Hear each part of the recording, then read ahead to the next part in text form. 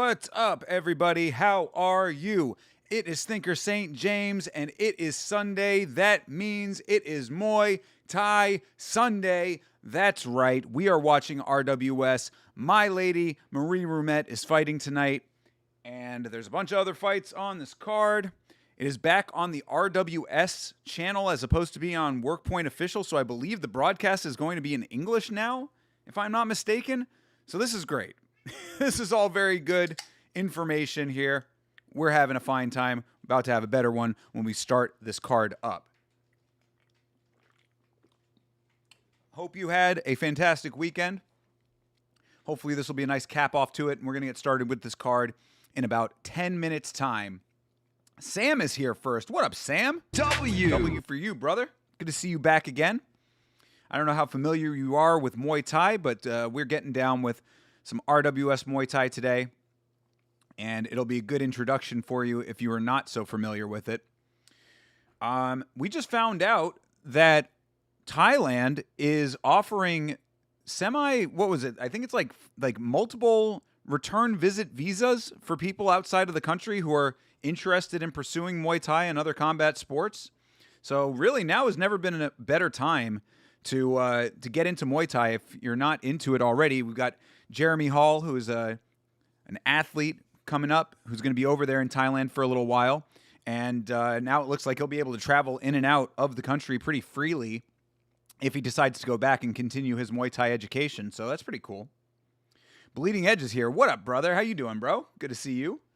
Ready for some Muay Thai Sundays, bro. I'm telling you, I posted it on the, when I posted the social post about it, I was like, Sundays are rapidly becoming my favorite day of the week because we watch Muay Thai, and I'm very happy about it. I love RWS. It really is like such a quality product. It's a joy to watch. And now, of course, if you look at the link in the description, we talked about it a little in the Discord, but like I said, they're going to be airing the RWS fights on the RWS channel, and apparently these are going to be in English. So even better. I mean, I didn't mind hearing them in their native Thai, but we're going to be getting the English broadcast, I believe. We'll find out that in a few minutes here, just to double check. But either way, on the RWS channel now. So this is all positive, nothing negative. Just like having Didgery Dave in the chat, all positive. Good to see you as well, Didgery Dave. Thank you for being here, brother. I'm sorry that the card in Perth threw off your Australian schedule. Would have thought that would have been the one card you would have been happy about, but no, I guess, the Sundays are when you like them. I understand that, but it'll be back to your normal, regularly scheduled MMA coming up this week. You love Muay Thai and you really want to do it, Sam, get a visa and go over to Thailand, brother. Like I said, they're making it super easy to go over to Thailand and learn Muay Thai at this point. Trying to bring in new people from outside the country to learn. Yeah, they're offering a fighting visa, Bleeding Edge. Exactly. I don't know if it's specifically that, but it's like they're making it a lot easier for people to come and go as they please from the country if they are there for combat sports. Let me bring it up on my phone real quick just to double check what the tweet said, because Chase posted it a little earlier. What did this say here? I'll bring it back up just to get the information right here. It says, yeah, Thailand will issue a 5-year multiple entry visa for foreigners interested in Muay Thai and similar martial arts. So basically you express your interest to them and they say, here's your ticket. Come and go as you please. I like that as an idea. So Jeremy Hall, who is here right now, you need to get this visa while you're over there, bro. Then you just go back whenever you want. Muay Thai Sundays, we need a t-shirt. Hey, I mean, I could probably make that happen. I can probably make that happen at some point. I am looking forward to getting new designs at yamashow.com. Of course, I would highly recommend to anybody who has not done it yet, go to yamashow.com, get yourself some merch that is currently here. Because the designs that are already there, c'est magnifique. I went back and rewatched the Perth card, Total Domination by Carlos. Brother, I cannot wait to talk about it on the podcast tomorrow. Of course, last week's Fights podcast will be at 10 o'clock p.m. Eastern Standard Time tomorrow night. So 24 hours from right now, basically, we will be having the podcast, and we're going to be talking all about it. I have not gone back and rewatched that fight yet, but I've started my rewatches, and yeah, I'm looking forward to it. Where can I watch the fight? Sam. Yeah, for Sam and for anybody else who is new to Muay Thai Sundays and any of the live streams, if you go to the description of this one that you are watching me on right now, if you go to the description of my live stream, the link to this event will be in there. You can put it up on one screen and put me on another screen, or do the split down the middle thing where you got one on one side and me on the other side. Either way, the link is in the description. Get it queued up to the very, very start of the stream. So we're going to start at 10 past. We'll be starting in about 5 minutes. RWS has about a 5-minute countdown as well. So we'll start in 5. Show will start in about 10 minutes. I think he poses major problems for other welterweights. Brother, he's going to pose major problems for everybody whose name is not Islam Makhachev, and even Islam Makhachev might have some problems with him. Carlos Prates is setting himself up to potentially be a very, very dominant player in the space. Will he be able to get past Islam? $1 million question. We will find out in due time. Certainly, Carlos Prates made it very known what he thinks the game plan is, because in his Octagon interview, he kept saying, Islam and Ian Gary is coming up and I want the winner. And I could see Michael Bisping kind of like, I don't know if that's actually official, goddammit. Don't be saying that.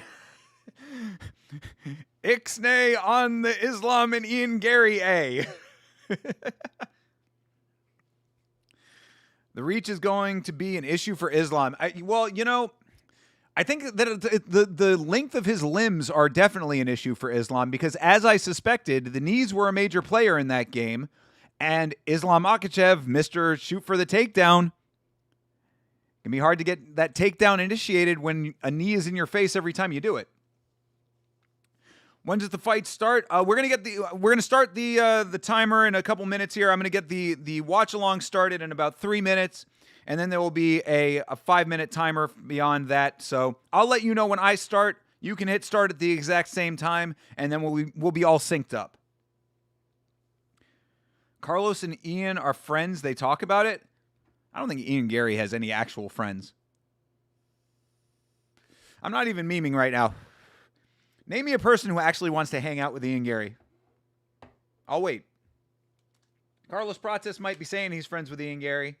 I swear, I don't think, like, Ian Gary, the way that he acts and, like, his whole persona, like, I don't mind it as a combat sports fan, and I hope that he does well. I think he's a very talented athlete. But I would not want to chill with that guy.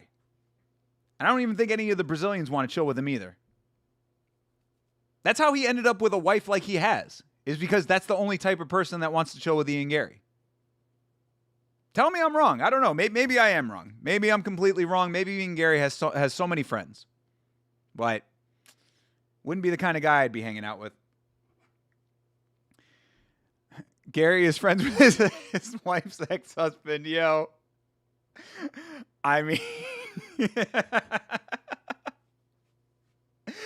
Wife comes in, they're just playing ping pong. Oh my God, I was about to win. Every time I'm up, you come in and you mess up the game. You want dinner? All right, I'll go make dinner. Jesus. I don't know. I'm serious. Well, see, this is the thing, though, right? Is that I didn't think that Arman Sarukian was someone that people wanted to hang out with, and now he's hanging out with everybody. Granted, it's all a bunch of people that I also would not want to hang out with. You know? So I don't know. Maybe there's something about some of these fighters that I don't see that other people do. But, like, I've always said, I don't really have much interest in hanging out with most fighters in general, to be perfectly honest. Not like any of the current, like, huge name stars. It's not like I need to be friends with any of these people. I cover the sport. The fighters are the people that I cover. You know what I mean? Chat's different. Blood Palm is different. That's a way different situation. That's night and day difference. Hey, Ram, what's good, brother?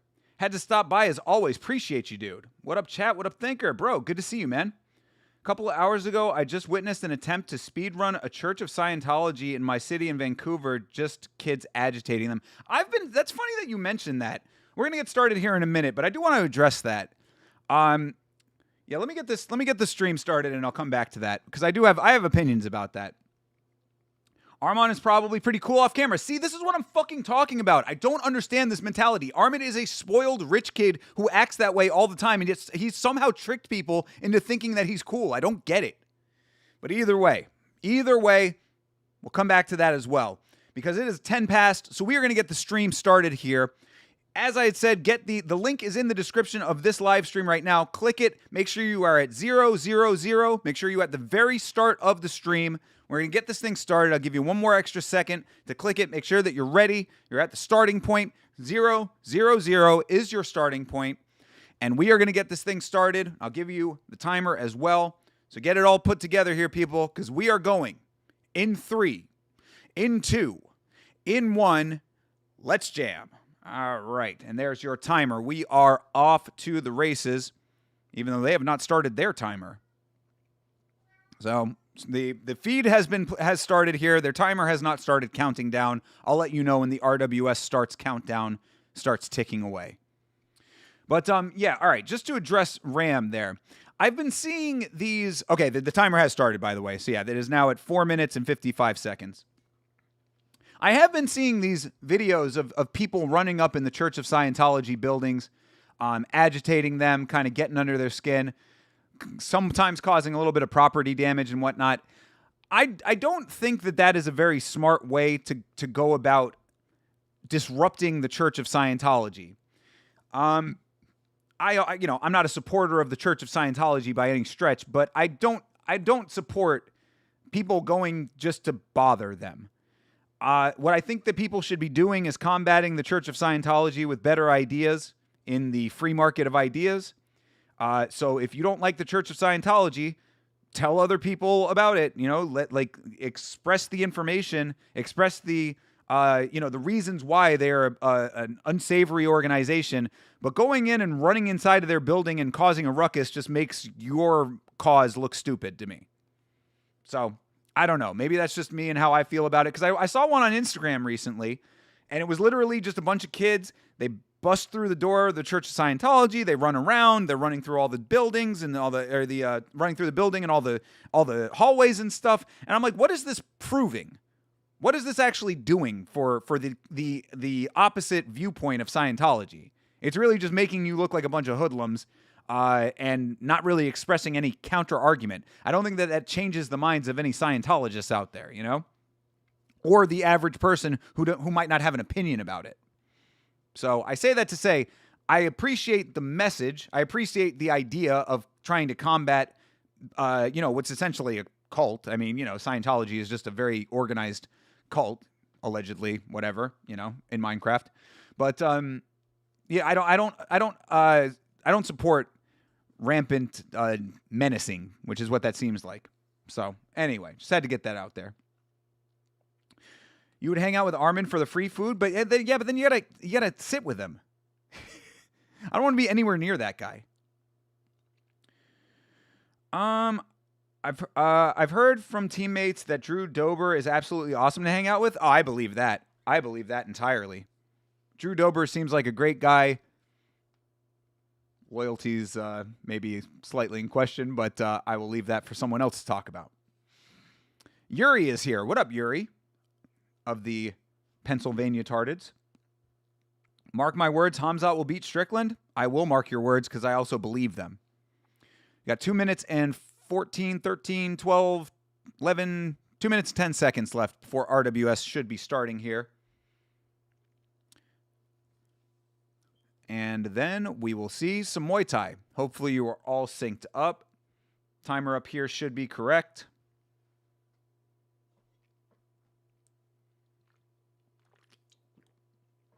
We will get down in mere moments. I appreciate that RWS now has a start screen for us. Feels like their seconds are ticking by very quickly.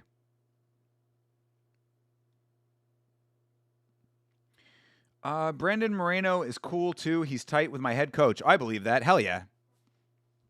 Brandon Moreno is one of my all-time favorites. I really feel sad about what's happening with him in his career. Him and Izzy are on similar paths, it feels like, and I hate that. I'm not saying that Brandon Moreno can't win a fight again, but that loss to Lonnie Kavanaugh was, like, real bad, you know? Like, he got dismantled in that fight. And to see a champion like him, I thought it was one of the better champions of, recent memory. Seeing him get put down was sad. Lachlan is here. Protest proved Muay Thai is the scariest form of combat. Motherfucker is a literal nightmare. Let's go. True on all accounts, my friend, most especially being that Muay Thai is the scariest form of combat. Scariest, I don't know, but most entertaining, absolutely. Moreno is still young, though. But see, the problem with that thought process is the fact that he actually already achieved the belt. I feel like there's something that changes in guys once they've already reached the top of the mountain. It's not always the case, People like Volk transcend that. There's a couple of champs that have transcended it. Poetan, A couple of them can bust out of that framework, but I feel like once you've reached the top of the mountain, you've completed the hero's arc, and it's hard to, get on the right side again. All right. We've got feed. RWS has started here. That was in Thai, what we just heard. So we'll see if this is actually in English or not. But either way, RWS has begun. We're looking at the intro here. Goated graphic, three-dimensional animation. The hallowed halls of Rajadamnern Stadium. I cannot dispute how nasty Muay Thai is. Fuck yeah, dude. It is awesome. It is my favorite. It makes Sundays so awesome.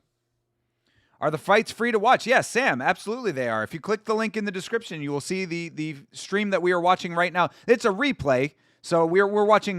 These have already aired, but we're watching the replay of it. And if you do get up to watch them live, they are free to watch. It is in English. We're getting the English feed. How about that? All right, RWS Muay Thai, free to watch and in English for the first time on Yamma. Joe Comerford is here. Aron Siram Sampan. You love Muay Thai? I love Muay Thai, brother. Hydra's here. What up, Hydra? Muay Thai leaves you in the scariest state if they have their way with you. True, brother. Touch that liver. Watch you shut down. Watch the button just take all of the power out of your frame. Excited about the co-main Saturday. Have a feeling that Japan's first champ is going to happen. Bro, I fucking hope so. I hope so. Granted, I am a big Josh Van fan as well, though. I feel like a lot of people are unnecessarily counting Josh Van out of this fight, but I do think that Tatsuro Taira is one of the best fighters at flyweight right now, for sure, if not the best. You love Muay Thai? I love Muay Thai. Everybody loves Muay Thai. That JDM fight would have looked like an invincible scene if there was no ref. True. Yeah, most definitely. Nightclub Muay Thai. Hell yeah. RWS makes it so. Not only the goated Muay Thai action, but the atmosphere that makes you want to watch. I love it. Wish this fucking camera would stay where I want it to stay. Half Dead Frank might be Chaudhry. Yo, shout out to Half Dead Frank. If he is Chaudhry, bro, it's okay. You can just tell us that you're Chaudhry Sichitong. We will still be cool with you if you are actually Chaudhry. I watched most of the Perth card. Have to see Benny and Protez fight. Well, there you go. Check them out. Check them out and let us know what you think there, Sanjay. Also tune in for the podcast on Monday night, tomorrow night. UFC 328, can't wait. I know. I'm looking forward to it, even though I do not care much about the main event. Van is going to prove the haters wrong. Yeah, I mean, it won't surprise me if he does. He's been doing that for his entire career, basically. You know, I feel like a lot of people have not thought that he's champion caliber based on the conversations that you hear about him. You know, he's one of those guys that's like, oh, yeah, no, he's really good, but like, is he champ material? I hear that a lot from the general discourse. And of course, how he won the belt obviously plays into that a lot. But I mean, you know, I don't really put too much stock into that. It's not his fault that he won the belt that way. The things that he did in that fight led to the belt being won that way. You know, I mean, obviously, Pantoja had, if he had not gotten the leg up and started pushing the leg backwards, Pantoja would not have planted on his arm, right? I don't know. I don't appreciate the way people talk about Josh Van when it comes to like that element of things. Like, it's annoying to me. Like, yeah, dude, I know it's not the way that he wanted to win, and it's not the way anybody wanted that fight to go. But to say that he didn't deserve the belt because of it, like, fuck you, you know? I feel like Van is a bit flat-footed in his technique, but have not seen enough of him to qualify my statement. Yeah, no, I think if you saw more of him, Sanjay, you'd realize he's not flat-footed. I mean, he's a boxer, so he's going to be slightly more stationary than, you know, a wrestler, grappler kind of guy. He's not a super dynamic in his movement, I would say, but he is active enough on his feet to not be like a sitting duck, you know. One of my favorite fighters is fighting on 328. Which one is it, Sam? If Van wins, do you think he fight Pantoja next? Yeah, I fucking hope so. I goddamn hope so. I was hoping that the rematch was going to be his first defense. Because I feel like it should, you know, I feel like if everybody thinks that he has not actually won the belt, then he needs to beat Pantoja to actually win the belt in their eyes, and I wanted that for him. I don't like that he has an asterisk next to his name just by nature of how he won that fight. So yes, I do, and especially if Pantoja is fully healed by then yeah, of course. Absolutely it should be. Van will make it easier than anyone knows. Will body TKO after round 2. I like it. 5-round fight. A lot can happen. I agree. Van shows there's levels. Yeah, definitely. Definitely he does. You know, and as a guy who, you know, I feel has been slightly counted out, I think that it's something to keep in mind when you look at the other fighters that he's up against. Because I feel like people think he's not a dynamic fighter and his opponents are. And it's like, you really should also take into consideration he has fought more dynamic fighters in the past. You know, him and Royval had a banger fight. Royval, one of the more dynamic fighters at flyweight. So I think he defies what people's viewpoint of him is. Already bitched one Japanese grappler as well. Hey. Van has great boxing, but his ground game is suspect, in my opinion. It's because he doesn't have to go to the ground very often, but he has great takedown defense. He's fought guys who are great on the ground and won. You know what I'm saying? I cannot blame Van the way he won. Yeah, exactly, Sanjay. King Green is one of your favorite fighters, Sam. I like it. I respect it. I, too, am a Bobby Green fan. King Green is one of those guys that when he wins, it looks very interesting, and when he loses, it's a spectacular knockout. All right, Bia Suwanit is here, everybody. Bia Suwanit is announcing our fights. We're getting ready for the first fight of the evening. That is Guo Zhanzhan. Yeah, that's legit. Guo Zhanzhan versus Tommy Carter. Little Tommy Carter is fighting, people. You remember Tommy Carter? He used to come around the ice cream shop begging for candy. Now he's fighting in RWS. That's what happens, you know? Needs to make his own candy money. Went out to Thailand.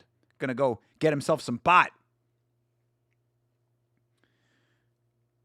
Van grappling defense is called he has no neck. You know, if you have no neck, there is no neck to take. Torres Finney knows all about that. I wanted it to be the Pantoja rematch, but good on him for trying to be an active champ and taking a fight where he's the underdog. Absolutely, I agree entirely, Hydra. That's why I hope he wins too. It's like, you know, that's the type of champ that you want, especially in the era of Khamzat Chimaev and motherfucking Carlos Solberg being injured, you know? All these belts sitting dormant for eons now. Van best Royval in 3 and took Tyra 5 and still lost. And it took Tyra 5 and still lost. True. Yeah.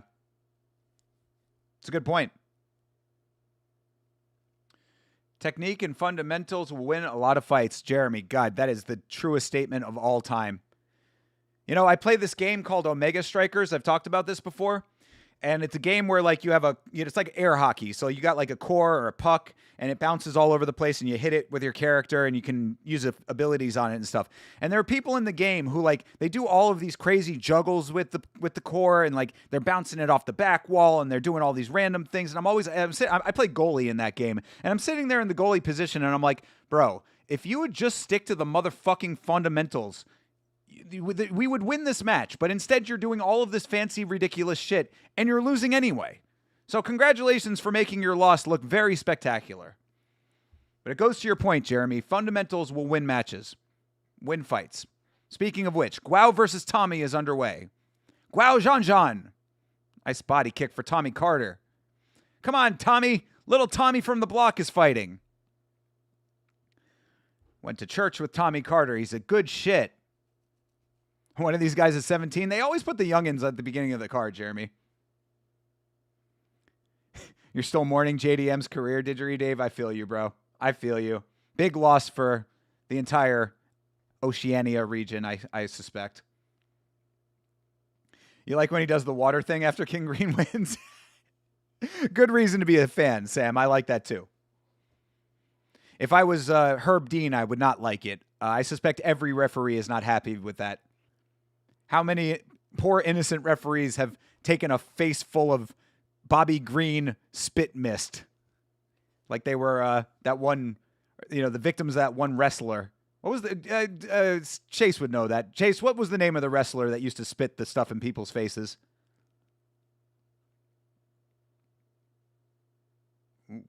All right. Decent action going on here in the first round.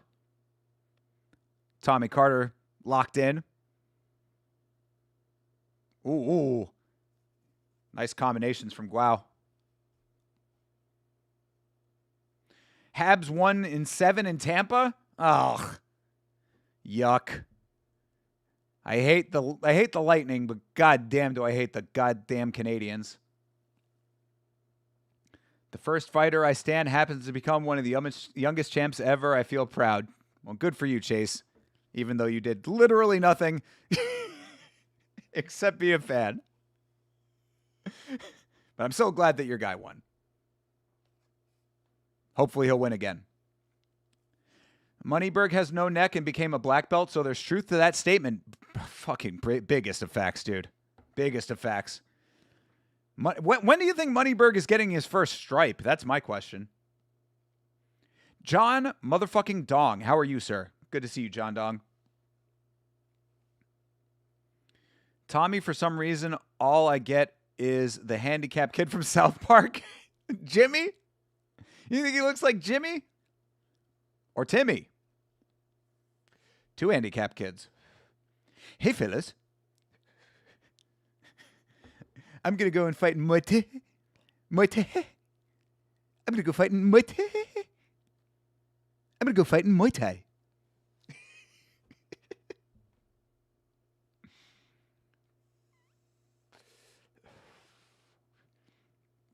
The refs deserve to get misted. No such thing as a poor innocent referee. That was a good first round, man. Both these youngins going for it. Getting baptized after Bobby wins. Exactly. Baptized in the mist of a winner. Baptized in the waters of a champion.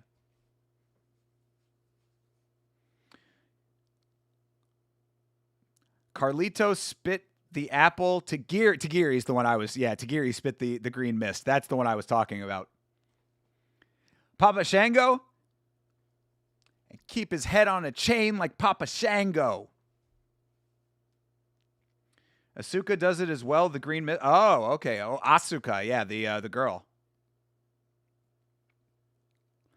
Tommyberg doesn't know normal people get stripes between belts and payments of $100K. True.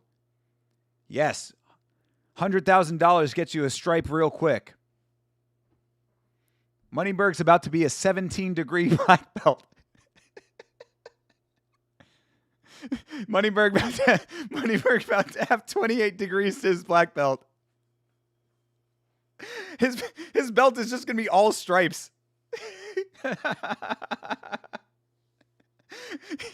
You just see it like, like it's got the 3 stripes at the bottom, but it just goes all the way up the belt. CTE is here. What up, CTE? Good to see you, bro. Hope you're having a good weekend. Hope you enjoyed round 1 of this fight. Split on the judges for round 1 of this fight. So far, so good. Let's see if Guao Zhanzhan can have another good round against little Tommy Carter. Little Tommy Carter, who lived up the street, used to wash my Cadillac. Ancient Rome would have sold the Bobby Green spit as a vitality potion. And my little Will Mamet the ring girl is here. My lady. Bobby Green does the Triple H spit though. Yeah, exactly. Up into the air. Tummyberg still rolling in socks. Bro, it's cold on those marble floors. So what if I roll in socks? Doesn't mean I can't be a 700-degree black belt. I'm going to need a second belt for all of my degrees. Yeah, Zhanzhan starting to turn up a little bit here. Tommy Carter getting worked in the corner. Love the big screen selling pork gyoza. Yeah, that's something that you kind of have to like get around in RWS. Because I remember the very first time we ever watched RWS, I found the advertisements a little distracting. But when you get your head around it, you can get past it. And then every once in a while, you look at the advertisements and you're like, oh, shoot. Yeah, trip.com. Maybe I'll go book a trip over to Thailand. So in a roundabout way, advertising works. Shout out to all of the great marketers of the world. How does Tummyberg secure triangles with socks on? His opponents let him, is how that happens. Moneyberg gets triangles by his opponent saying, here's my head and arm, Derek. And he says, thank you very much. I'll take that. Tommy Carter looks like that redhead dude. He used to be in the movies in the 90s. God damn. Oh my God. What was that guy? There's no way I would ever remember that guy's name. He was in the first American Pie. He was the dude who was lying about getting laid. You know what I'm talking about? I hope Tummyberg rolls on those nice marble floors practicing suplexes on a dummy. I mean, brother, you better be careful because the more that you talk about Derek Moneyberg, the closer you are to having a lawsuit slapped on your doorstep. Some dude in a pizza man outfit's going to be knocking on your door, handing you papers saying you have been served. Moneyberg Invitational? I like it, dude. Jeremy, if there is a Moneyberg Invitational, you must go and rep for the Blood Palm.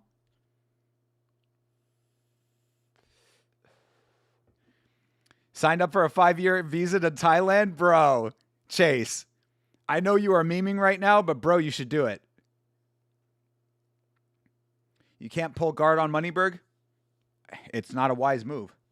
It's not a wise move. Ooh, nice head kick for Tommy Carter. Little Tommy Tickles over here. Oof, yo. Guao Zhanzhan. Still throwing, though. This is a good fight. This is a good fight to start the card off. He's 3% body fat and a world-class power lifter that has a black belt, so he for sure is at least a seventh Dan. Yeah. Yeah. No, I mean, these are all the biggest of facts, obviously. You saw how Henry Cejudo reacted when he heard that he was 3% body fat. He was so stunned, he didn't even know what to say. Shermanator. Yes, yes, yes. He looks like the Shermanator. The Shermanator. Fuck yeah. Tummyberg is the right shape to accidentally pull guard putting on his shoes in the morning. True. This is true. He went to the Joe Rogan School of Brick Triangling. Shout out to Rwand. I'm assuming you saw the Wing C crashing a fight and getting assaulted in the hotel lobby. Yes, I did. I said in the Discord, these are the things that like. Hopefully, I've been saying it, and I have to still be a little bit. I have to be a little bit cautious about how I talk about certain things right now. But what I'm saying is that soon, literally soon, like within the next couple of weeks, there's going to be a couple of things changing in my business and in my life. And within that time, I'm hoping that I'm going to be able to use the new time that I'm potentially going to have to put all into Yama. So that's the kind of stuff that I'm going to be covering more when I have this time, if everything goes according to plan. But we just have to get past this next couple of weeks. So if it looks like I'm not, I mean, all of the normal stuff is going to be happening. I'll still be on stream, hopefully going to still be making videos and all of that. But I'm going to be pulled in. I'm going to be spread thin a little bit for a couple of weeks here. After that, I'm going balls to the wall, full in, 100% bore on Yama. I'm going to be investing in some new equipment, and hopefully that's going to lead to a lot more content. I say all of that to say the Wing C incident is something that I absolutely would have done a video about if I didn't have the podcast tomorrow and the equipment and everything else. So my point is that bear with me. Thank you guys so much for always being with me. And just know that in very short time, hopefully, I'll be having a lot more content coming out for you. But to answer your question, yes, I did see the Wing C incident. Wimmelmet. Is that really what her name is? Have I just been getting it wrong this whole time? Wimmelmet. That's an interesting name. Hey, JH is back. What up, brother? We are watching RWS Muay Thai. If you'd like to watch along with us, the link is in the description of the live stream. Go down to the description, click the link, and you can watch along with us. This timer up here is correct. So that is your timestamp of where we are on the broadcast.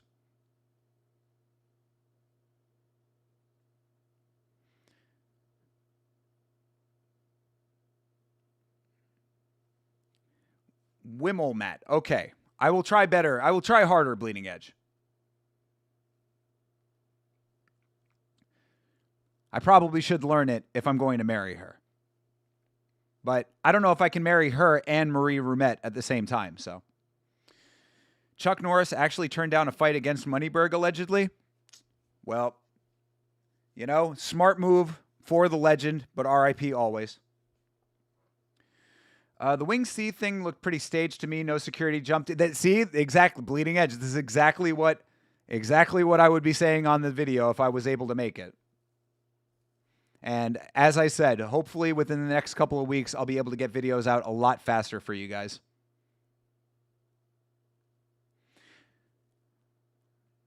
Nice body kick for Guao.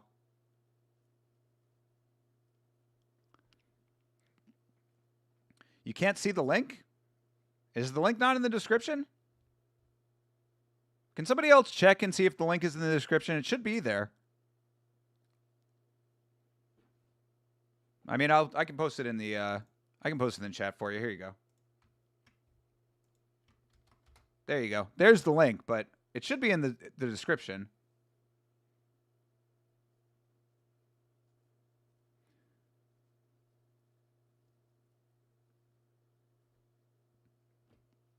Also, I tried to say I'm not those things, just autistic, but YouTube doesn't like that.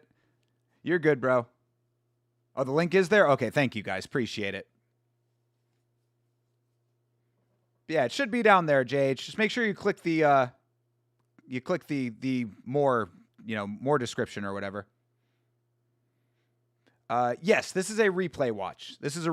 These happen on Saturday mornings, so we don't get to watch them live. We do a replay watch where everybody can kind of chill out on Sunday night, watch some Muay Thai. But yeah, this is not live currently. Anytime that I'm doing an event that has already aired, you'll see up here in the corner, it says replay. That's how you know it's a replay watch. You tried to stay up for UFC, but you fell asleep. I hear you, bro. Trust. Yeah, that's why I didn't end up doing Karate Combat on Saturday. I tried to time it where I could wake up. I woke up at 4 o'clock, I woke up at 4 o'clock. I checked Discord. I sent a message to Jeremy Hall, and then I went right back to sleep. I remember this vividly. Jeremy said, "Hey, are we doing a karate combat?" I said, "Hey, I'm not awake yet." And then I went right back to sleep. While you're in the description, peruse the Yama merch store, CTE, with the biggest goated mention of yamashow.com. Thank you very much for that. Indeed, a man of culture. Get yourself a nice item from yamashow.com and you will be, objectively, the best dressed person in the vicinity. If you wear a piece of Yama merchandise on your body, you gain 25 XP just off of putting that article on. You become irresistible to women. There are married men in this chat who cannot wear their Yama merchandise out in public in fear that they might end up with a second wife. It's a reasonable fear.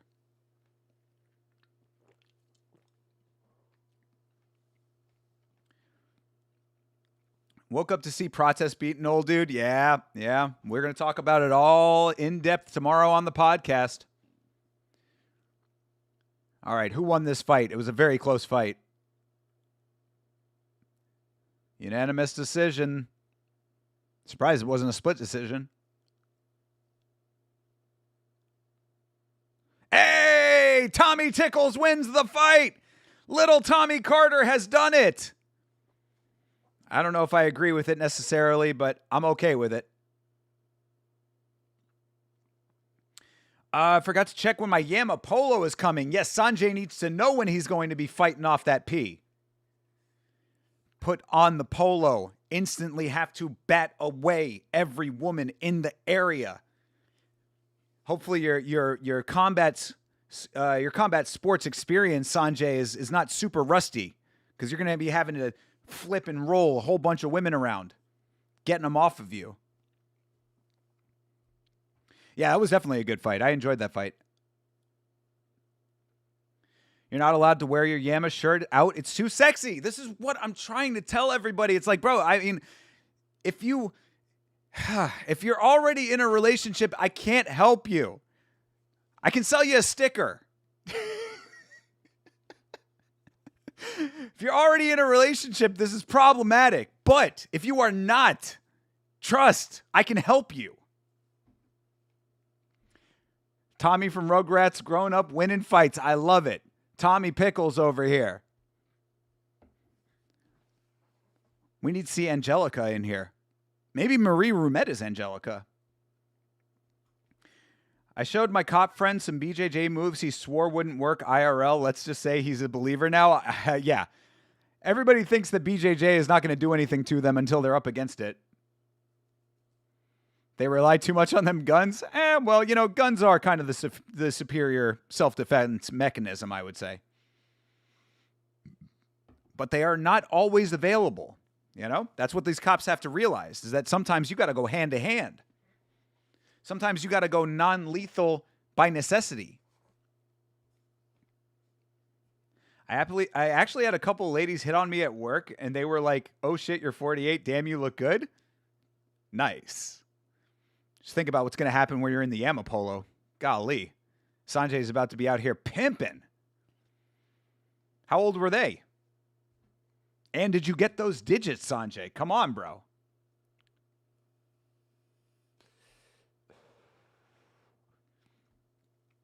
You see what I eat? Diet is king. All right.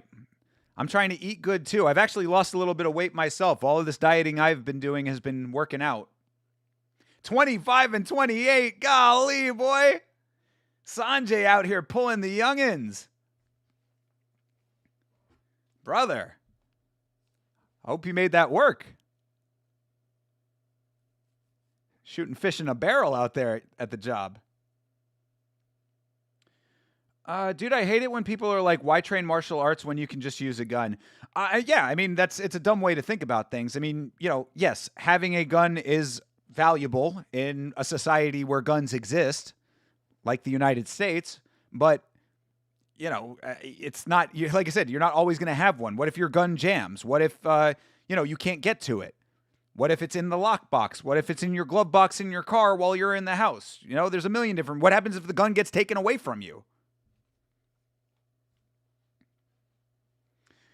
I've really been rocking with the Greek yogurt bowls lately. Yeah, no, dude. I hear a lot of great things about Greek yogurt. The problem is for me is that I don't enjoy the taste of green yogurt, of Greek yogurt. I don't really enjoy the taste. It's a little bit too bitter for me. You don't shit where you eat, Sanjay. This is not a career job, brother. If I were you in the situation that you are in, I would be banging every chick at that place. Any girl that would be hitting on me at that job, I would absolutely be 100% going in. But that's just me. Basically, it's like saying, why learn anything when you can just use Google or ChatGPT? Big facts, John. Big facts. But let them, bro. See, this is the great... Look, let me say this, okay? This is the great thing about stupid people, is that you always have the ability to be smarter than them. If you recognize that dumb people are doing dumb things, you have an opportunity in that. You have the opportunity to be elevated in your own mindset. So I always say, dumb people are going to dumb people. Let them do their dumb shit. You rise above it and you become the man. How do you think all of these dumb people have gotten to where they got? There are stupider people than them that they thought that they could be better than. And you can be better than those people. Go out there and be great. All I'm saying. You can carry your body anywhere. Exactly, JH. Exactly. Your body is always with you. And you only get one, so treat it well.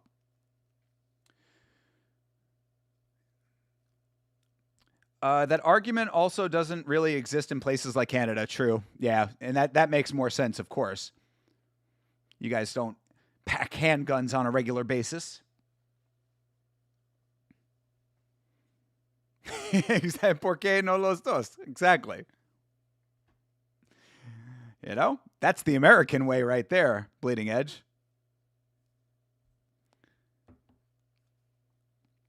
Not a fan of green yogurt. Try green eggs and ham. Brother, it's fire. Trust me, a doctor told me. All right, Sam I Am Chase. I will not try them in a dream. I will not try them on my stream.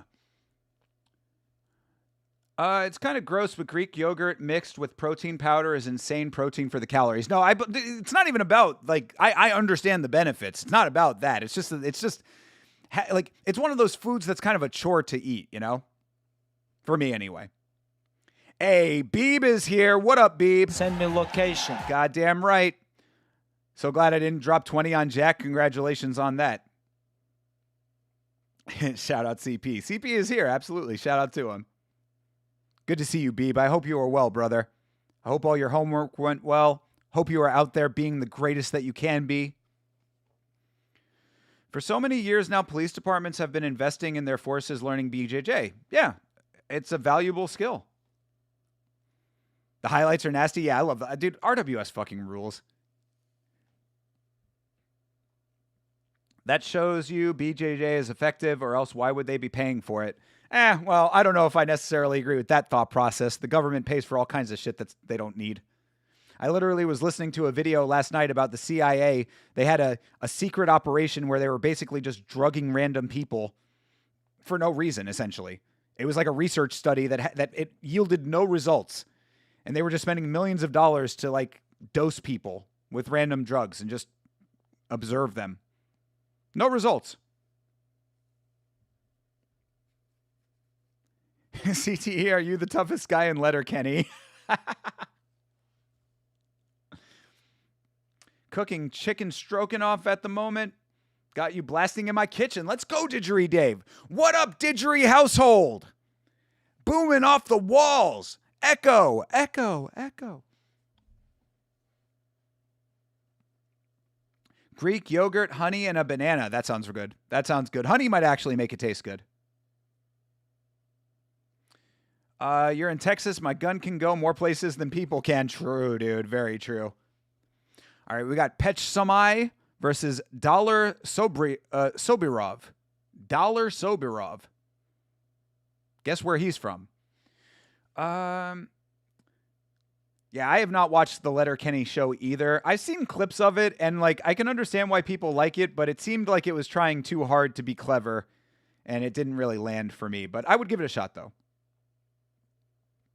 Doing great. Appreciate it, Beeb. I'm glad to hear it. I put maple syrup, fruit, and granola on it and just shovel it down. I like it, dude. Yeah, I gotta find ways to make it palatable. But for me, I'm like, I'll just drink protein milk. Like, I don't need Greek yogurt necessarily. You know what I mean? Like, I'm a big fan of not like, unless I absolutely need it. Like, I'll get the protein. I'll get whatever I need out of the food from something that I actually like. And like the Fairlife protein milk is like goated.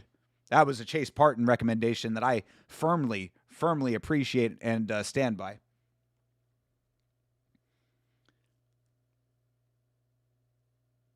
Syrup and yogurt is new, but not opposed. So, I mean, sounds good to me. Yeah, come dose me, then I need a free trip. That's literally what it was, JH. It was the fucking CIA just randomly giving people drugs and then watching what they did. Millions and millions of dollars spent on this operation. It was called, oh my God, exploding ecstasy or something like that. It's something like name like that.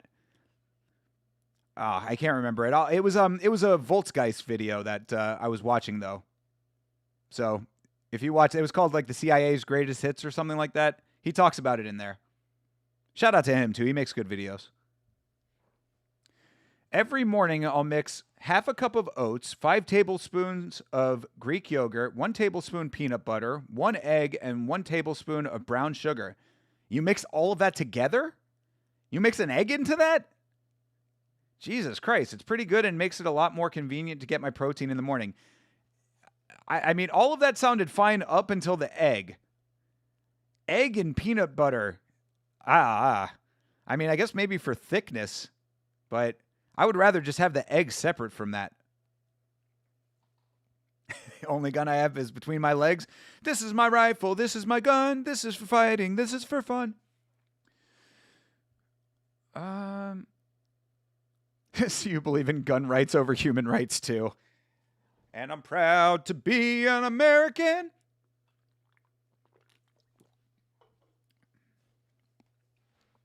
I got to lock in and get back down to 175 before I commit to a bulk up to 200. Are you really? Why are you trying to bulk up to 200? Just to do it? Midnight Climax. That's what it was. Thank you, Beeb. Yes, that's what it was. MK Ultra was a different thing, but yeah, Lachlan, that's also similar, but they actually had an aim to that one. The aim of MK Ultra was to like find out if drugs could turn people into like super soldiers. Midnight Climax was literally like give people drugs and just see what they do. And a lot of times, apparently, it was CIA agents watching people bang prostitutes behind two-way glass. So, when I say that I'm skeptical of the government, these are the reasons why. You have to oh my God, you eat that concoction hot? Oh God, John Dong. Oh my God. Okay, brother. I guess I would have to see it to believe it and maybe taste like a small taste of it, but it certainly did not sound like something I would be indulging in myself. If I needed all of that protein, I would rather just eat like 500 eggs. I love eggs by itself. I'll just eat a bunch of eggs.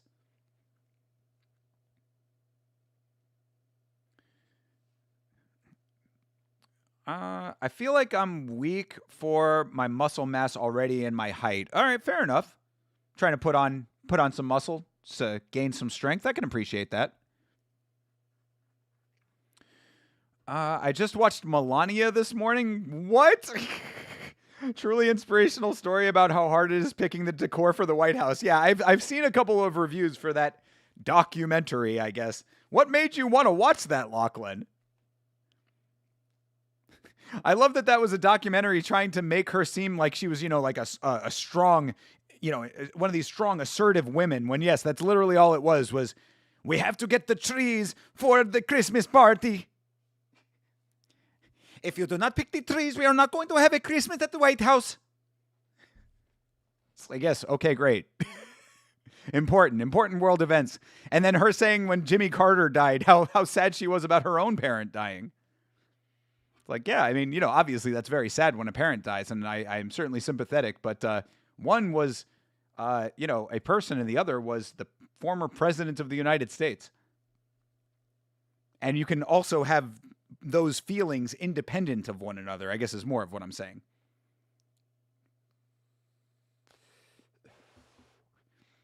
If I lean bulk 200 pounds can be great at 6'2", oh, fuck yeah, I can.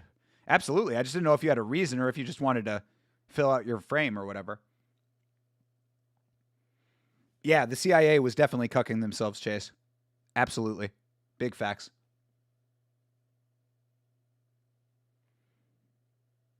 Can't eat a raw egg. True. But I mean, you can still get protein out of cooked eggs, can you not?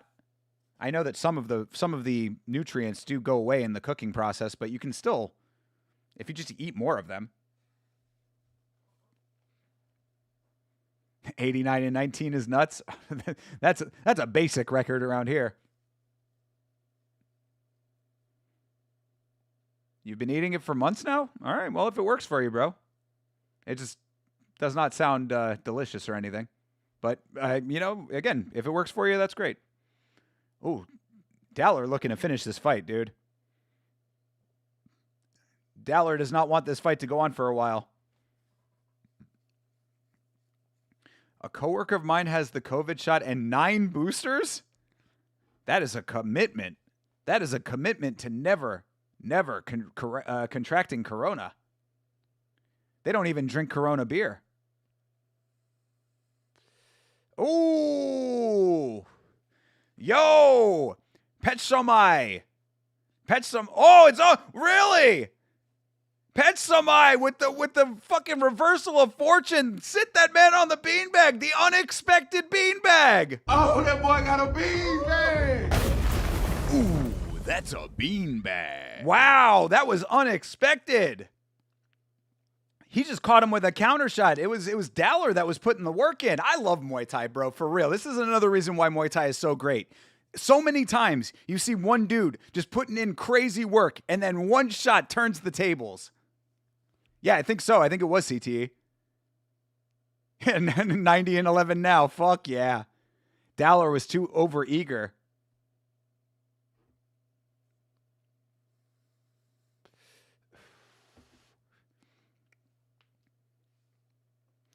Did they find a third cutie pointy chin? I think they did. They might have. We saw a couple of different ring girls on I think it was on the Super Fights card. So maybe that's one of them coming over to the regular cards. April Inferno, unfortunately, is over. Yeah, you saw the work that Pet Somai had to do, and yeah, dude, fucking left just banger, bam, right on the chin. Fuck yeah, dude. Beanbag is right. The government has done crazy stuff. Hate how it's still so ostracized to talk about conspiracies. It depends on what the conspiracy theory is. But when it comes to the government, I believe 90% of them.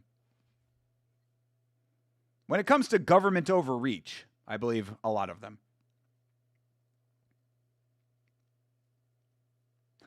Mayak eggs translates to drug eggs because they're that good. All right.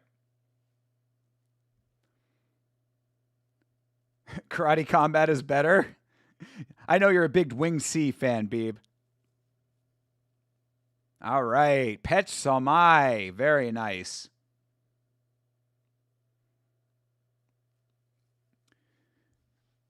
I think the Thai was slipping a lot of the offerings. Very patient and experienced. True. Yeah, no, he was. He had to work for it, you know, because he had to dodge a lot. What? Was that a guy in a mask? The dude in a lucha mask. What? What is happening right now? He's got a Wu-Tang tattoo. I love this guy. I have a new favorite fighter. Dude comes out in a lucha mask with a Wu-Tang Clan tattoo. It's like if you took me and Chase and put us into one person. Kind of early, but a beanbag nonetheless. I mean, he gave him the count, though. You know, he gave him the count. I do feel bad for him because he was trying to say he was back into it, but the count was already over Bleeding Edge, so I don't know. You prefer UFC, BJJ, and Power Slap? Well, I mean, that's because you're a hardcore and I'm obviously a casual. Lachlan the hardcore. I only like Tibetan mountain fighting. I only like that shit that Base Gotti was watching, where the ladies fight in the mountains of Peru. Jeremy mentioned in the Discord the most recent Karate Combat was really good. It was certainly interesting. I've seen some of the highlights. We're probably going to do a rewatch of the Karate Combat card. Jeremy has requested that, and I think a lot of us ended up missing it because of the UFC card, so we might do that on Tuesday, possibly. I want to get it out of the way so I can get a video out. I want to make sure I get a video out this week.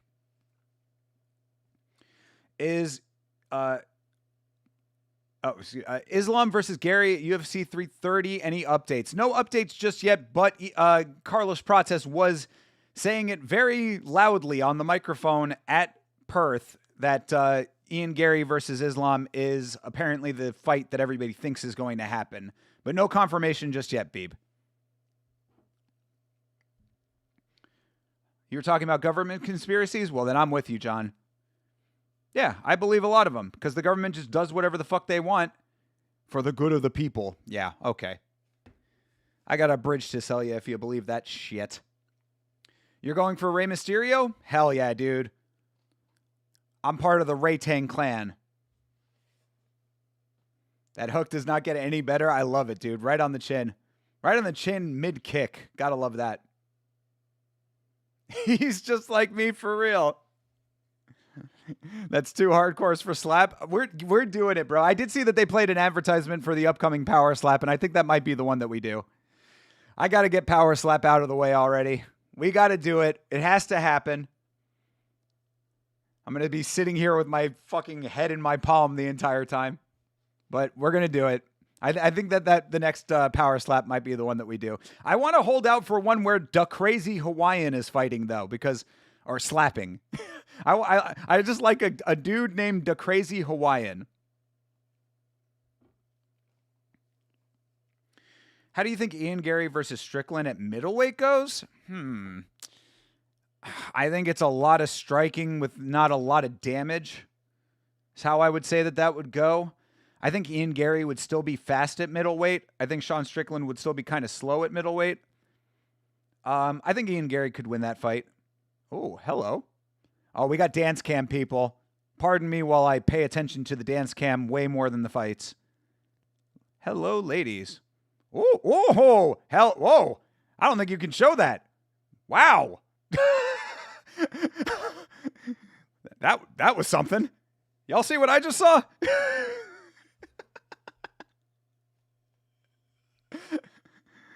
Lady did not care what was showing on the dance cam. Have you watched the Zuffa slap vid by Napoleon? No, the most recent one. No, I have not yet. Oh, wait, the older one, right? Didn't he already do one about Power Slap? If not, he's referenced Power Slap in some of his other videos. I know Napoleon has a video that I have not seen yet. So if it's his most recent video, then no, I got to get in on that. But shout out to Napoleon Blown Apart. He is the GOAT and friend of the channel. Appreciate him very much. Islam asleep when contracts are signed. No fight made yet. True. Send contract, brother. Just doesn't go and check the mail. He's like, send contract. Don't go to the mailbox. Oh, I like that. Hello.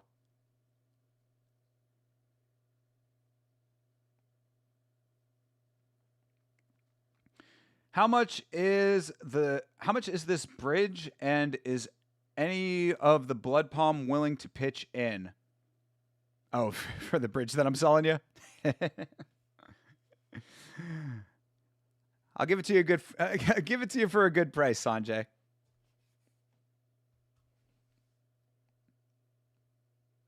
Just wait till you get hooked. I am firmly believing that is not going to happen.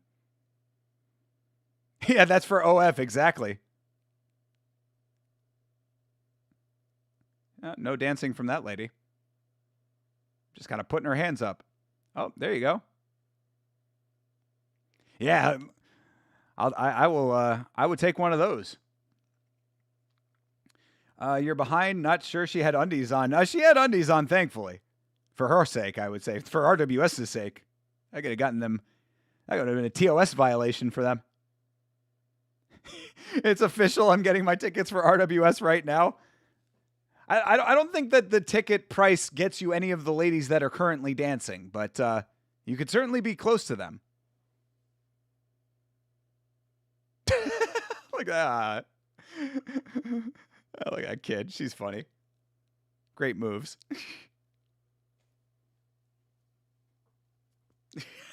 I want dance moves like this kid. She's got the moves.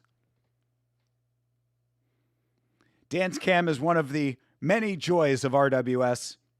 Potentially the greatest combat sports promotion we have going in the world right now. Am I wrong? Am I very far off from this? Cards are manageable. 3.5 hours worth of fights. Quality fights. You get the dance cam. You get to play that little game that they have where you have to say the words after the things are on screen. You get the greatest venue in all of combat sports. I don't think I'm wrong. This in Deep. Oh, yeah, we got to figure out when the next Deep is. In fact, since you mentioned Deep, and we are still on break from RWS, let's take a look. Let's take a look and see when the next Deep card is.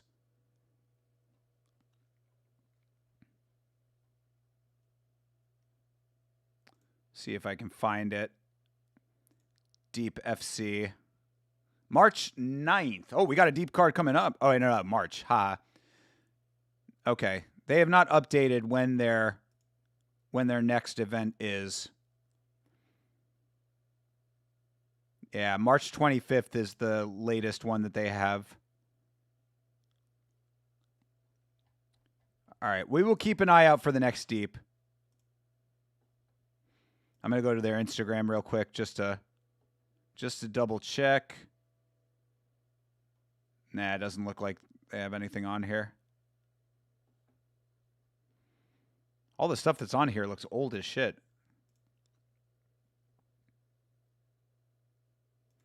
All right, last one. I'm just going to go over to their YouTube real quick just to see if they have any lives. Oh, this isn't the actual right Deep, though. There's multiple promotions that claim the Deep name. Except this is Deep 2001. There we go. Deep 2001 official. All right, let's take a look here. Yeah, the last one that they... Oh, the 4th? Tomorrow? No, hold on a second. God damn it with the fucking translations. Hold on. Let me get the translate up here. Monday, May 4th. Live stream starts at 13:30. 13:40. What is that? That's 1:40 in the afternoon our time. I think there might be a Deep tomorrow. Well, we can't do that, of course. We've got the podcast, but... All right, we will find out about Deep. I talk about it at the gym and nobody knows what I'm talking about. About RWS? Well, get them hip, bro. Tell them to come to the fucking stream. Tell them to hang out with us on here. They not only get RWS, they also get the greatest community in all of combat sports YouTube. It's about the vibe, brother. You can't tell me this place doesn't look like the time of your life. No, Bleeding Edge. I cannot wait. Like I said, I have to go to Norway at one point in my life, of course, go hang out with my guy, Mr. Rage Quit, but I will not die before I go to Rajadamnern Stadium. I will have experienced Rajadamnern Stadium once before I die. Oh, it's now? It's on right now? Oh, that sucks. God damn it. We could have done that. That makes sense too, because the last time we watched Deep, it was this time. Yeah, now you're making sense right now, Bleeding Edge. Damn it.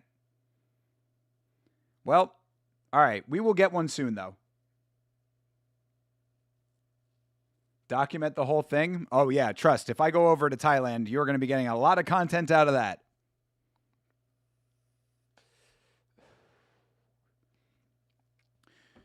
I see people saying UFC 328 sucks if you remove the main event. What do you think of that? I have not gone through the whole card fight by fight just yet, but the main event is possibly the least interesting thing about that card to me. I don't what about the main event is exciting to anybody? And I'm really not even memeing right now. Like, if you really think that main event is like a banger main event, like, tell me why. It's the same thing with Jack and Prates. I really thought, like, a lot of people like have this weird like thing in their mind, like, oh, Sean's gonna pull out something that I could never have anticipated.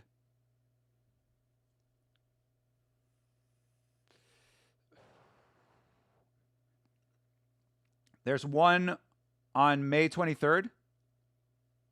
Oh, for Deep? True. Yeah, maybe we'll try to do that one. It's a trip that RWS is in English. I know, this is great. I appreciate it. I mean, like I said, I never minded it being in Thai, but apparently they're going to be airing them for free on the RWS channel from now on. So thank you for your service, WorkPoint official. We will miss your Thai advertisements. That was always something that I very much enjoyed, but either way, we get RWS in English now on the official RWS channel, so I am happy about that.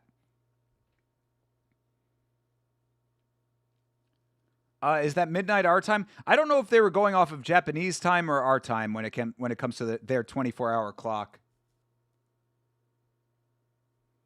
You tell everybody about Yama? Aw, you're the man, brother. W. Thank you, Jeremy. Appreciate you, bro.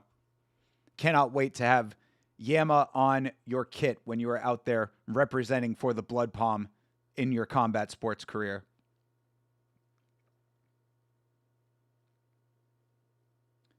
It starts soon? Oh, my God. Don't tempt me. We got to... I can't do it tonight, man. Oh, I want to so bad, though. I want to so bad.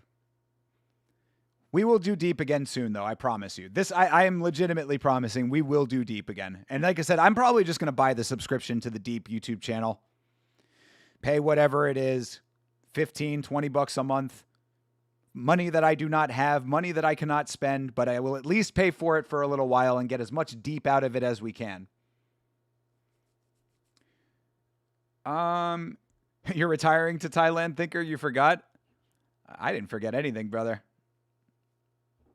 We'll see how much money that we got. Deep starts in 1.5 hours, but it's pay-per-view. Yeah, no, we're not doing Deep tonight, man. We gotta watch Marie Ruumet.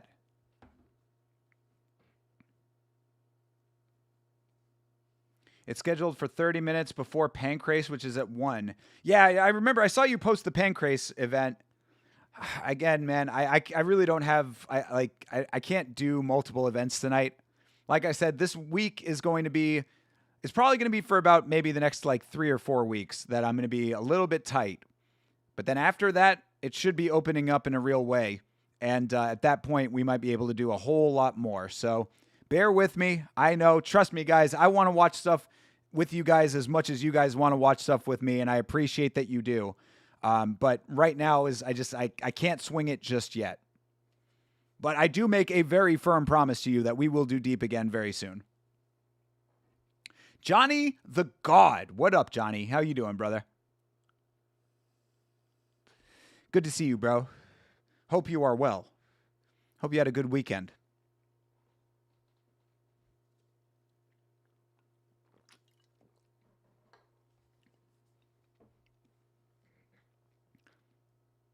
Oh, yeah, we got Jigsaw coming up. Not today, but different card. I'm pretty sure this is on the RWS channel because it's a bigger card with a few Western or Anzac crossover fights. I saw an Australian influencer post about RWS this weekend. Oh, okay. Yeah, I was curious as to whether it would always be on this channel or not. Half Dead Frank seemed to think that it was going to always be on here in English now, but look, I'm happy either way, bro. I don't mind watching on WorkPoint. In fact, like I said, I like the advertisements, so I'm perfectly happy to watch over there. And if it's here and in English, that's great too. As long as we can watch it together, I'm a happy camper. Happy as a clam, as they say. I'm usually happiest when I'm in the clam. Hi-oh. Been fine. Been doing fine, bro. And UFC Perth has been great until the main card. Until the main card was very entertaining. Yeah, main card was good. Undercard was, mixed bag, I would say. Who could forget the classic banger of Jacob Malkoun versus Gerald Meerschaert?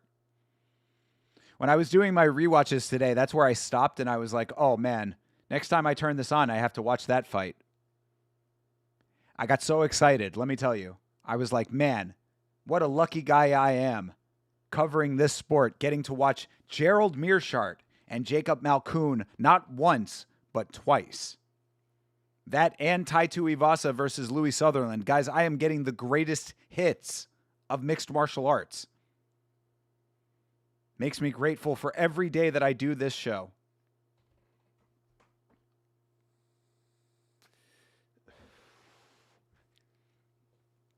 JDM performance was terrible. Can't help thinking the loss effed him bad. I'm trying to be very kind when it comes to JDM. You'll all hear my thoughts tomorrow on the podcast, but you know that I've been skeptical of him for all this time. So to say, I'm not trying to say, oh, I told you so. I'm certainly not saying that. But I am saying I'm not surprised by what I saw. I've never been sold on JDM, and this is exactly what I would have expected. That's why all of our parlays hit. Thank you, God. Thank you, that God, and Johnny the God. We have the Balkan Bear now. Aspinall, watch out. Let's go, dude. Gotta have all of the love for the Balkan Bear. JDM needs to make a style adjustment, but that was a generational performance from Prates. Well, that's a good point, too. Prates was on fire. He looked fantastic. Doing all of the correct things when you have the length that he has. Low kicks, knees, range striking, ranged attacks, high kicks. Everything you needed. He was doing everything exactly correctly. Can't believe JDM got dominated on standing since he got dominated on the ground game in his last fight. That's a good point, too. JDM, the evolved Kevin Christian. Oh, man. Let us not forget that Kevin Christian has now been thoroughly annihilated by choke and thoroughly annihilated by hands. Brutally knocked out, brutally submitted. Completely shut him down with the calf kicks and the knees. Exactly, bro. Exactly. Carlos Prates is what happens when you take Muay Thai and apply it to MMA effectively. Because Carlos Prates really is an evolution of Muay Thai into mixed martial arts that works flawlessly. He has Muay Thai fundamentals with MMA movement and the ability to apply additional skill sets to a Muay Thai base. And that is just such a dangerous thing to contend with. Prates was inspired by his loss to Gary. JDM hit a wall with his loss. Didgeridoo Dave, that's not a bad way to look at it. I don't know if it's 100% true. I want to believe that it's not for JDM's sake, but it does track. It certainly does track. JDM has slow hand speed, and he's not very good at kicking. Definitely needs to go back to the drawing board. Yeah, and I forget who said it on the watch along, but they also were saying that JDM, I think it was Bloomis who was saying that JDM, he doesn't have a particularly long reach as well. So when you're going up against a striker like Prates, who is long in both the legs and the arms, it makes it a very difficult thing to get past the striking range and into the pocket, He has to eat shots to get into the pocket, and when it's Carlos Prates who's giving those shots, it's not a easy task. I'd love to see JDM versus Buckley next for both, regardless of if Buckley beats Brady. I like that. I think a win over JDM would be a huge notch for Buckley. It's not going to prove anything as far as his ground game goes because obviously he had so many problems with Kamaru Usman. That's where he really needs to improve. But striker versus striker, I like it.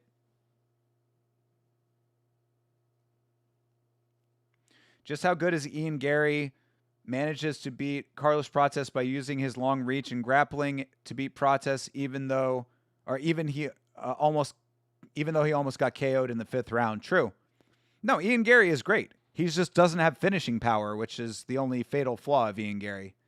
Ian Gary is the definition of why it's important to finish your fights. If Ian Gary had finishing power, he might already be champ. Think about that.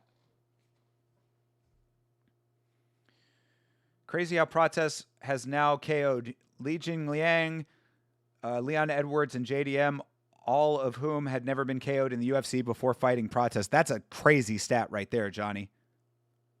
Or John. John Dong. Yeah, that's a crazy thing. That's true. That's what happens, though. You go up against Carlos Prates, your whole world changes. Whole life changes. Prates has definitely been leveling up since the Neal fight. He looks very improved. He's always looked good to me, but if you're improving upon very good, then you're in a great spot. That's a rough loss for JDM. He needs a 6+ month reset to fix/forget his public perception right now. I gotta hope that he's not letting the public perception dictate his mental state, but what do they say? Fighting is 90% mental. Whatever.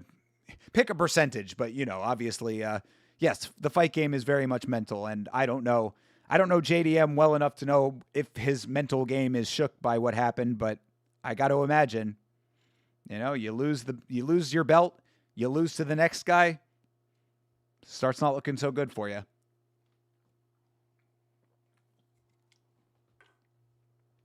All right, next fight is coming up finally. Sinue Juarez Victorino. Don't worry about my boyfriend. His name is Victorino. Oh, this is the man! The man with the lucha mask. The man with the Wu-Tang tattoo. Sinue Juarez Victorino from Mexico City, Mexico. Viva Mexico, viva! Victorino. What do you think Prates could have done to finish Gary at the end of their fight? At the end of their fight? Probably not much. I think that he should have upped his output earlier in that fight. I think a lot of why that fight went the way that it did was because he had never been in a 5-rounder before.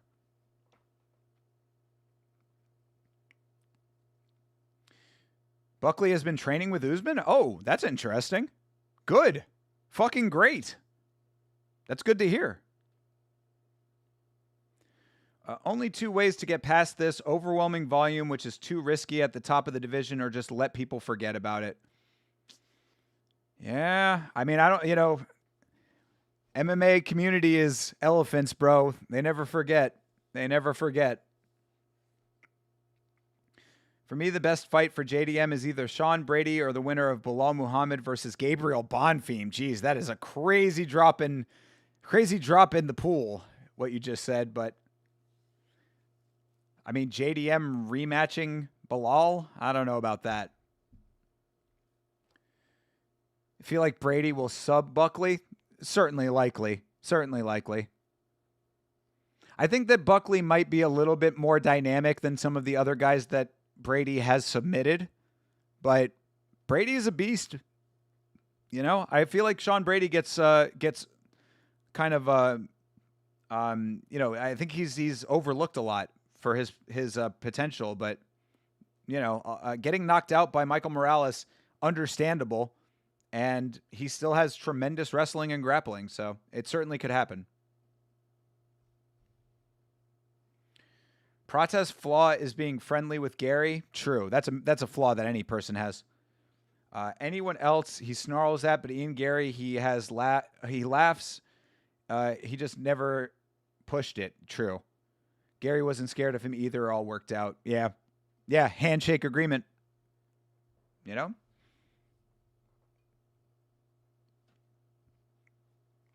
Gary also did literally everything right for 20 minutes of that fight. That's a good point. I'm saying Ian Gary is a technically proficient fighter. If he had knockout power, he might already be at the top of the heap. He might have gotten there before Islam.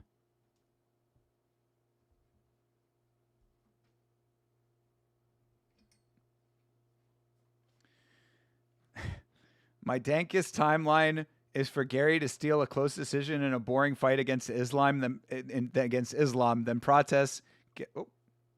Oh, hold on a second. Hey, hold please. Hey.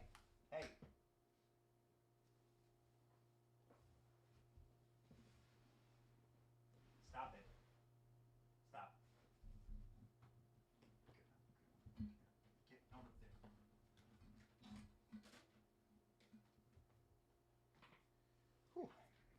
Hey, sorry about that. Yamakat was messing with stuff that he shouldn't be messing with.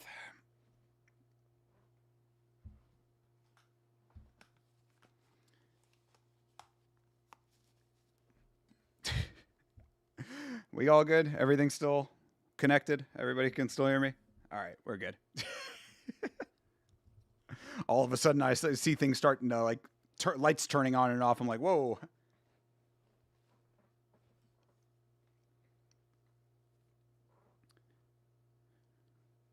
So, okay, hold on. I was reading about the dank timeline here. So, yeah. So, Gary steals a close decision against Islam, and then Protest gets a rematch against Gary. I mean, fine, I guess. I think that the sad reality is that Islam just clears everybody, so I don't know. JDM might be headed to PFL? Nah, not yet. Not yet. He's not in PFL territory yet. Although if he did go to PFL, he would be the champion forever. If JDM went to PFL, he would never be beaten again. That's what I think a lot of people need to realize in their combat sports career. It's like, you think being in the UFC is like this great thing. And it is the highest level of competition. But if you want to be the GOAT of a company, go to PFL. If you have had any success in the UFC, you can go to PFL and probably never lose again. Although there are a lot of grapplers in PFL, so I don't know. Maybe he might still have problems.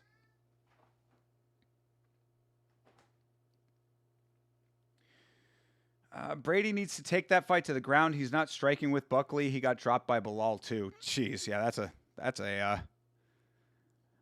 that's certainly. See, this is what when I'm talking about, like the MMA fans never forget. That's what I'm talking about right there. But he didn't get dropped by Bilal, right? He just got TKO'd by Bilal, but it was on the feet.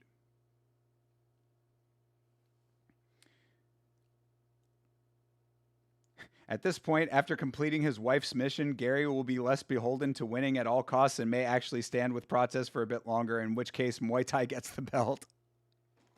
After completing his wife's mission is wild.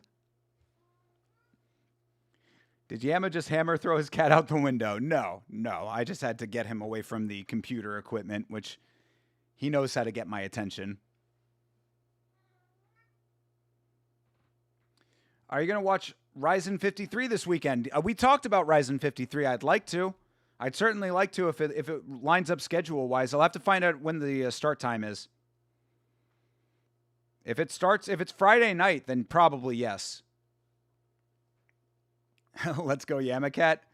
Oh, he's a good little boy. He just, he wants attention at all times. He is an attention whore.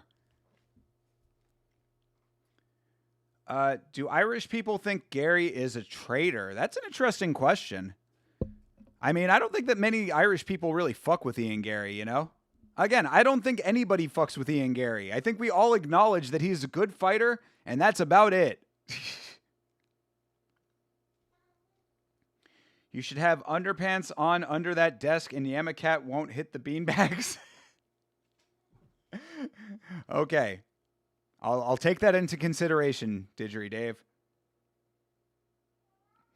Stroganoff cooked and being consumed. Let's go. Hope it is delicious. We're about to get into our next fight here. Of course, it is our dude, Sinway Juarez Victorino, and he is fighting Quake-Cack. Quake-Cack. Yeah, Quake-Cack.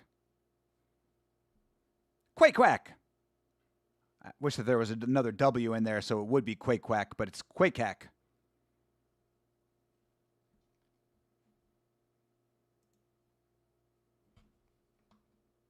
$103-21. Good Lord.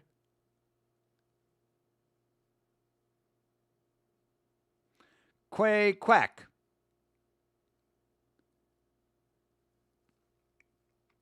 Gary's done some pretty shitty stuff, like taking responsibility for injuring Shavkat. Did he really? What a dumb thing to say. Yeah, you see that? That was me. Wow. What a guy. All right. Sinway and Quake-Quack is underway. He will always be Quake-Quack to me, even though it's Quake-Cack. Quake-Cack. But we're going for our Mexican king here. Come on. Wu-Tang Clan forever. Wu-Tang is for the babies. Wu-Tang Clan ain't nothing to fuck with. Nice body shot. Ooh, nice inside leg kick. Oh, another one. I don't like Ian Gary's corny personality, but he's a good fighter and has a solid chance to beat Makhachev, maybe like 40 or 30% if he uses his length. 30% is probably where I would put his chances myself. Oh, uh-oh. Sinaway is down. No. Oh, no. All right, he's up. He's not out of it yet, but he's going to lose this round unless he can drop Quake-Quack. Uh-oh. Yeah. Quake-Quack is, body. Oh, it was just a body shot that did it. Holy shit. He had a delayed reaction to the body shot that dropped him. Wow. It's amazing he was able to stand back up again. You know how those body shots are. He posted a video of himself oblique kicking Shavkat in response to Shavkat posting about his knee injury. Yeah, that's a dick thing to do. Just like it's a dick thing to put Jeff Neal's face on his mugshot on your shirt, and a dick thing to do to make such a stupid ass fucking big deal about Neil Magny to the point where Child Protective Services got involved and nearly took his fucking kids away. Ian Gary is a dick, all right? Like, let's not fucking get shit twisted. He's a good fighter, but he's a fucking dickhead. I have no sympathy for Ian Gary when he gets all butthurt about the internet talking shit about him when he's a fucking moron. And he does ill shit to people that affects their fucking families. You know, if you can't take the heat of being called a cuck on the internet, maybe you shouldn't fuck with other people the way that he does. Again, I don't think anybody fucks with him on a personal level. I think Ian having a son has made him a man. He was young, no excuse, though. Hope so. Hopefully. Didn't he already have the son by the time that he was posting the oblique kick to Shavkat? His son was already born by then. There's no honor in claiming to end a person's career. It's not something that you should be laughing or happy about. He's just autism maxing. Fair enough. Still no excuse, though. There are plenty of people with autism that don't go do things like that. Plus, he turned his comments off when Guru made a humiliation vid. Exactly. He sent his fucking wife out to go talk for him. His wife is out here making social media videos telling Guru to stop talking shit. The fuck out of here. You're out here using people's mugshots and talking about their kids and shit, and then you send your wife to go do your dirty work when you can't take the heat of some people talking shit back to you. I have no sympathy for this man. I know I keep mentioning MMA Joey, but I just wanted to bring him up because he glazes the fuck out of Ian Gary. There you go. MMA Joey. There's a person who'd be friends with him. Yeah, damn. 8-10 round for our dude Victorino.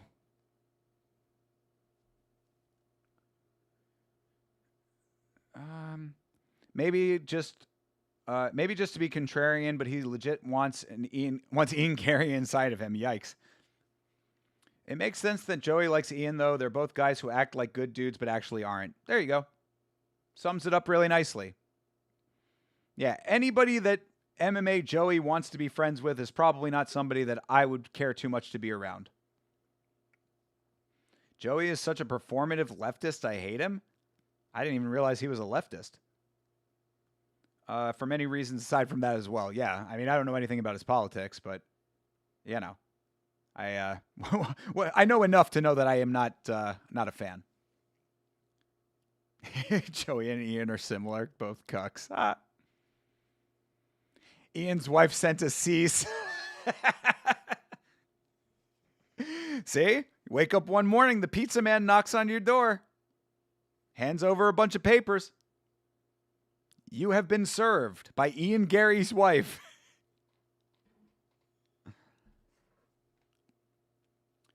Josh Quillen's supposed to be at Ryzen 2? Really? Josh Quillen's going to be at Ryzen? All right. I like that. I always thought that Josh Quillen was pretty good.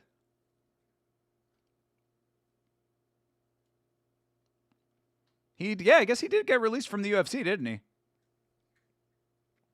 Even Gary's wife sent a cease and desist towards Sean Strickland to take the videos down. So pathetic. Yeah. Ridiculous. And I hope very much that everybody fought those cease and desists. In this country, we have this thing called freedom of speech, and, you know, that's covered in that.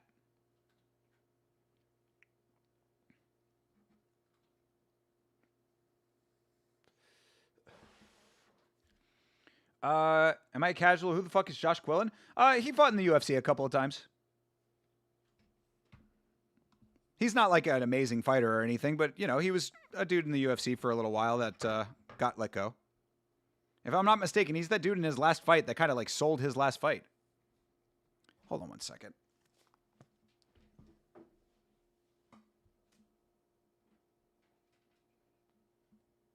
Fucking cat.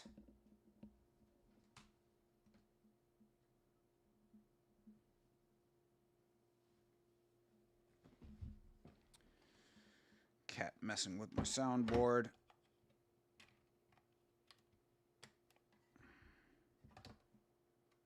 There we go.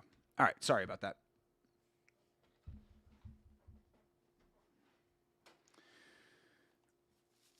Is Ian the guy that's wife wanted an open relationship? That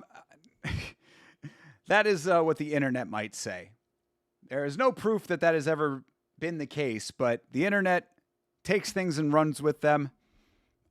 Ian, his wife wrote a book about being a wag, or wife and girlfriend of a sports figure, and a number of other things.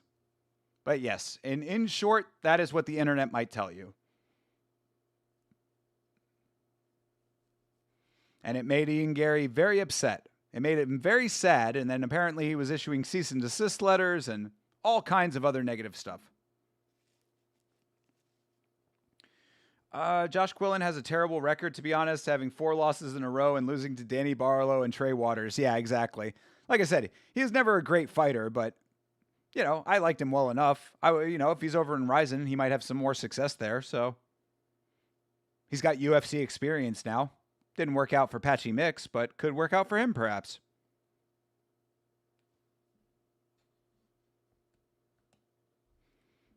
Just make sure that this is working correctly.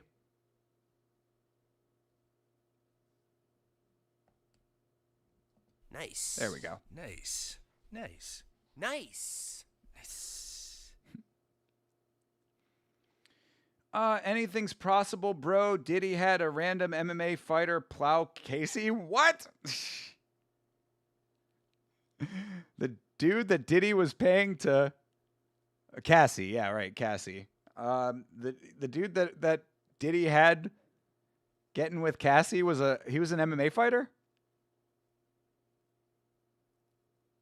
How was nobody even talking about that? What was his record? Where did he fight? I need details.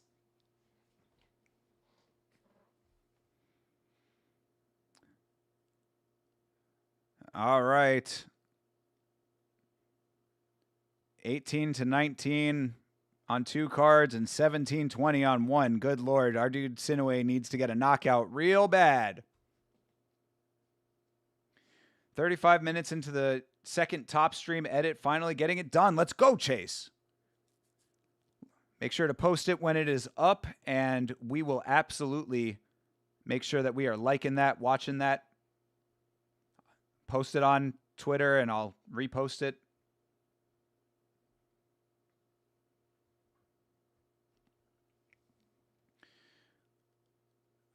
Damn, I've been walking on the treadmill for this whole watch along and just accidentally hit the emergency stop button, losing my progress. Exactly, man. I hate when that happens. I hate that kind of thing. I mean, you didn't lose your progress, obviously. You made, all of the progress that you made as far as the actual walking goes is, obviously been done. But I hate not knowing, because that happens to me occasionally too. And I know how annoying that is. Oh, he was an amateur MMA fighter in New York? Damn. Interesting. Shit, I wish I had known about that when that story had been breaking. I would have done a video about it.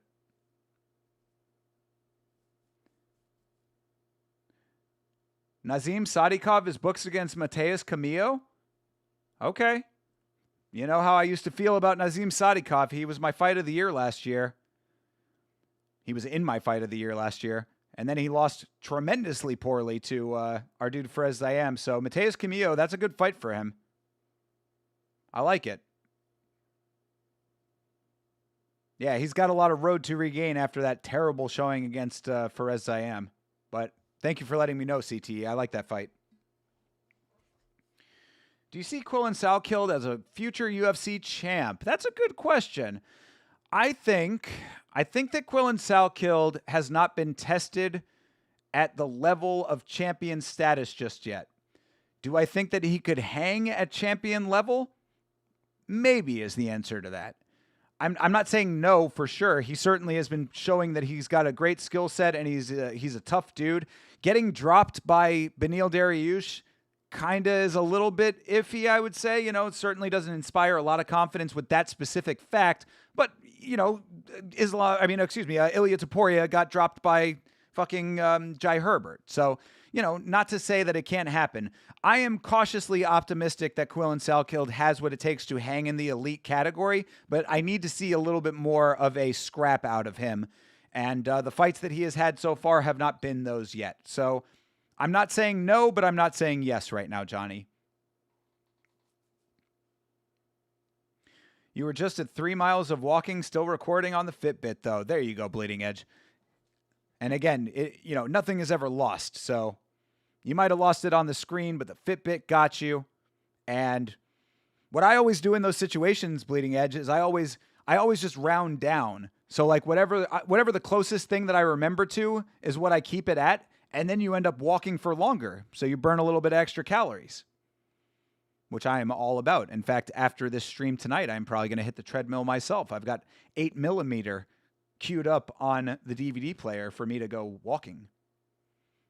That's what I do. I just finished watching The Departed again, and now I've got 8mm to watch. Fares Zayam is a beast, though. It's not about who he was fighting, though. It was how he was fighting. Because Nazim Sadikov is a beast as well when he's doing well. But Fares Zayam, he wasn't doing anything in that fight. Because I agree, Fares Zayam is possibly the best prospect to be coming out of France right now. In fact, I'd say he's probably my favorite French fighter, BSD included, as maybe like a close second. But no, it's not even about that. It was just about how bad he was fighting in that fight. He looked terrible in that fight. Quillen is the next Aussie hope for you? True. I'm with it. I will see it. I will. I'm sure that he will show it if he's got it. Each mile you walk, you're allowing yourself to have another margarita. Well, if you're putting the calories back in one way or another, it's a fine way to do it. JDM still only 29. He's got time to evolve. His best years are still coming. Sure. Yeah. I'm with that.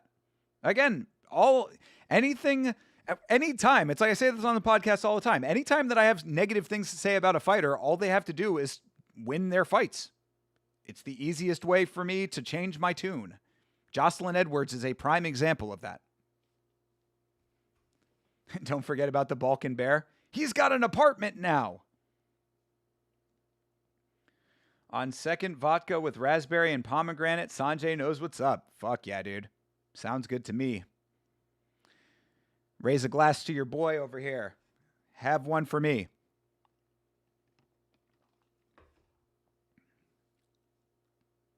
Walking is the goated form of cardio for the average person. True, dude. I love doing it myself. That's why I hate when I have these dumbass foot and ankle problems.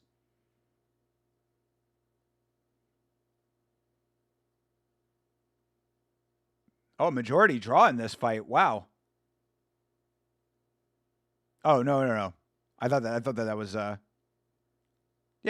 29 to 27. 30-26. Golly. They really don't like our dude out there. Yeah, majority decision. Yeah. Quakak gets the win, even though our dude Sinue tried very hard. You can't get dropped with a liver shot in the first round, brother.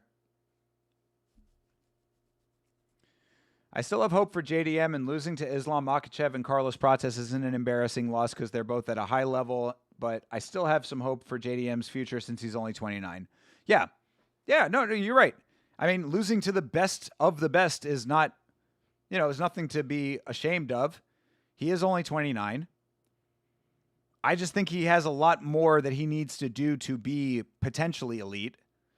And we'll see if he can accomplish those things. All you have to do is prove it to me. That's all it ever takes. I don't know if I told you guys, but I officially got the bartending job at the distillery. Yes, congratulations, brother. Congratulations, my dude. Where are they? There we go. Started training on Friday and got a free bottle of gin from the owners. Let's go. Nice. Good bosses. I like it. Yeah, congratulations, brother. Have a drink for me. If he gets his nose fixed and wins back the belt like Drekus, true. I'd want to work in the distillery part myself. Going to start fermenting again. Yeah, Didgeridoo Dave and the homemade alcohol going on. I appreciate it. Got my raisins, rolled oats, and sugar for the vodka wash already. Let's go, bro. Let's go. Enjoy that. I hope that it is a delicious concoction that you make. I do some of the work in the distillery, mostly bottling, though. Cool. Working at a distillery must be kind of cool, man. Seems like a fun job. Bottling stuff, making sure that all of the levels are correct. I don't know what else you do, but it seems like a cool thing to do. Gin is cool. A couple ways to make it. Steeping the juniper berries is my go-to. I like it. Can you just buy juniper berries? Like, do they just sell those by themselves? I don't even know where you get juniper berries at. Oh my God, this fucking camera won't stay. There we go. I'd jog if I could, but I'm on a cheap-ass walking pad at home, so that can barely go 5 miles per hour for an extended period. Walking or running during cards is the easiest form of cardio by far. Yeah, hell yeah, dude. If I wasn't on stream, that's exactly what I would be doing. It used to be what I would do for my cardio. Is I used to watch hockey, and I would walk the entire hockey game. Used to get a ton of miles in that way. It was great. It was so perfect, too, because I would walk for the entirety of the period, and then I would break for the intermissions. So 3 periods of hockey, get whatever it is, 2.5 miles in per period. Get out of there with like 7 or 8 miles done.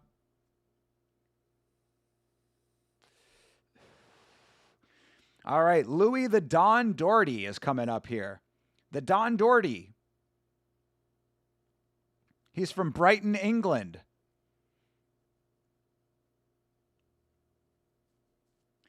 The other is infusion, where you have a basket of herbs in the column and the alcohol vapor travels through it. Awesome. It's pretty bougie, but the cocktails are simple. Have to squeeze all the fruit juice, though, so forearms are getting jacked this summer. Let's go. See? There you go. You start bulking up. You put on that extra weight you're talking about. Forearms are going to be great. You're going to be juicing the fuck out of those fucking fruits. All right, Hakeem Ba. Hakeem Ba. That's a great name. Hakeem Ba. Hakeem Ba. He's walking out to Galvanized by the Chemical Brothers, too. Great song. Dun, dun, dun, do, do, do, do, do, do, do, do, do, do, do. That's an excellent song. If you've never heard Galvanized by the Chemical Brothers, take a listen to that. Q-Tip on the track. You've probably heard it in like commercials and stuff, but if you've never listened to that song, that is an excellent song.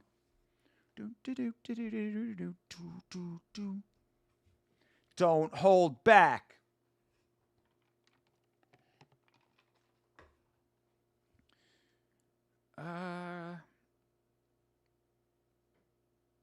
It's called Bare Bones Distillery. All right, shout out to Bare Bones Distillery out there in Canada, distilling fine spirits.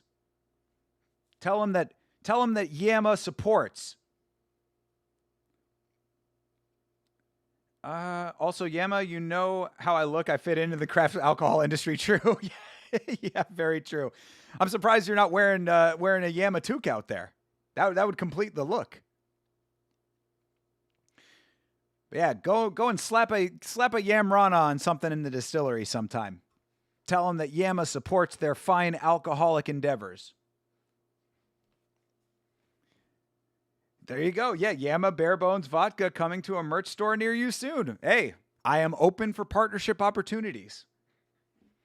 Like I was talking about the Trump vodka on the Game Bread card, talking about white labeling. Yeah, ask Bare Bones, ask the Bare Bones Distillery if they do any white labeling. That would be kind of dope. It'd be a little ironic since I don't drink, but You listen to Swoon from the Chemical Brothers? It's too magical? I like it, dude. Hell yeah. Chemical Brothers are fucking great, dude. Got to put the hair in a bun, so no toque for me at work. Well, I mean, a man bun is also part of the look, so, You sure you can get a sticker somewhere? Nice. I like it. But yes, a man bun, completely acceptable for the look that you're going for. Or the look that you need to be a part of that world, rather. Gotta be better than Tiger Bourbon or whatever. Oh, yeah, fucking Thick Boy or whatever. Tiger Thick, that's what it was. Tiger Thick. What a name. Tiger Thick with 3 C's. Oh, Shab. Good Lord. It's like, you're going to... On the internet, you're going to be laughed at one way or another. You're going to be ridiculed. You're going to be laughed at. You're going to be disrespected. You don't need to make it easier for people like Brendan Schaub inevitably does. I do kind of feel for him a little bit, though, because I do think that he's sad that his podcast is, changing or coming to an end or whatever. I don't think he's very happy that him and Brian Callen are not as close as they once were.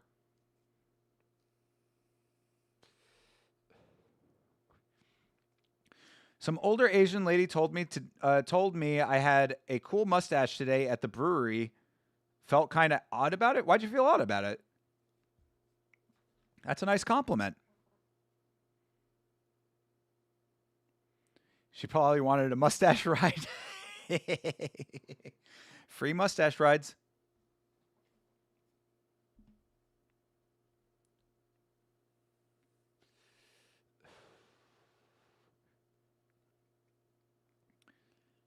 Our dude Ba has some moves. Oh, no, that's Doherty. Doherty's out here cutting a rug. She made very deliberate eye contact with you, then she probably did want a mustache ride. What you should have said is, thanks, my girlfriend thinks so too. And I mean, really, I don't know if what I was saying earlier about Yama merch just changing people, I think that that's a prime example right there. I'm sorry, okay? It's not my fault. It's not my fault that the Yama merch has this effect on women. Yamashow.com. If you want to get like CTE. She was like 58. Don't matter, bro. What, you think you get to 58 years old and you stop wanting to fuck? They get hornier as they age, bro.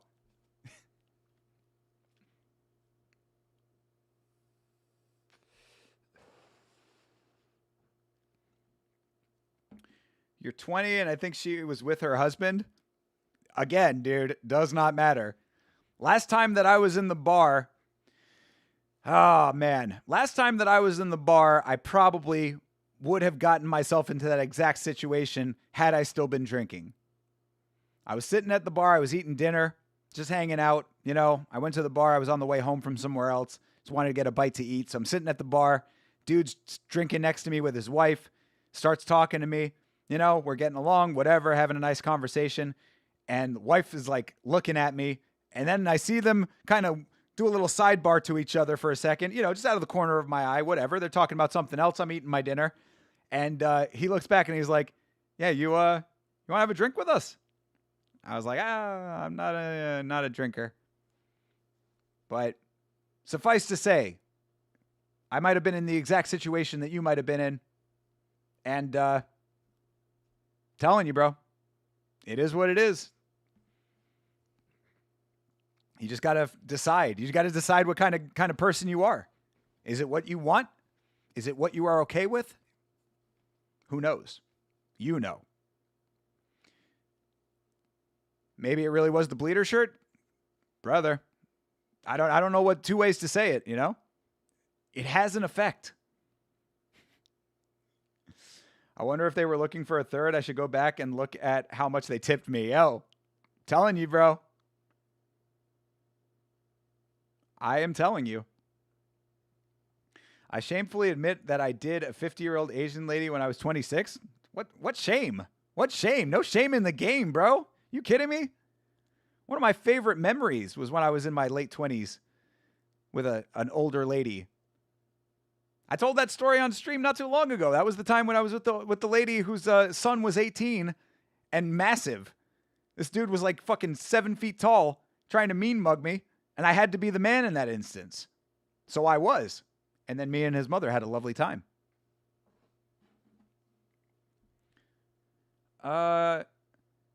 It's a shame that they booked Manel Kopp versus Kyoji Horiguchi 2 on the UFC Apex instead of doing a Japan card. Yeah, Chase feels the same way about that, and I do too.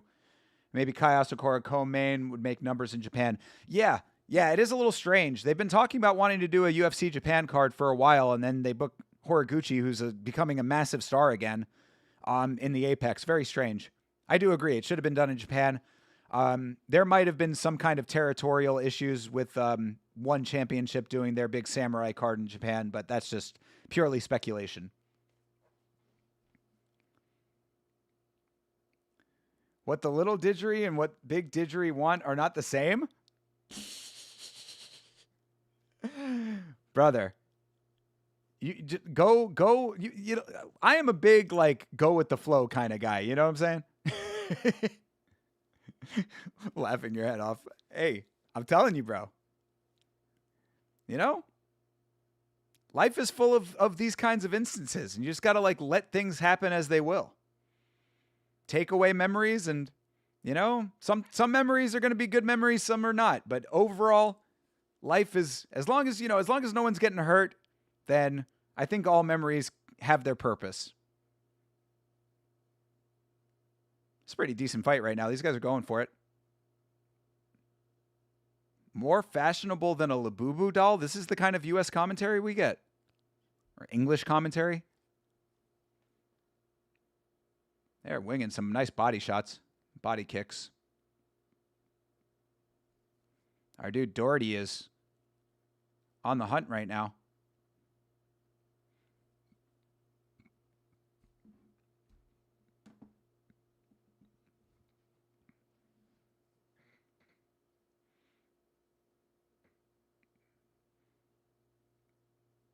Doggity.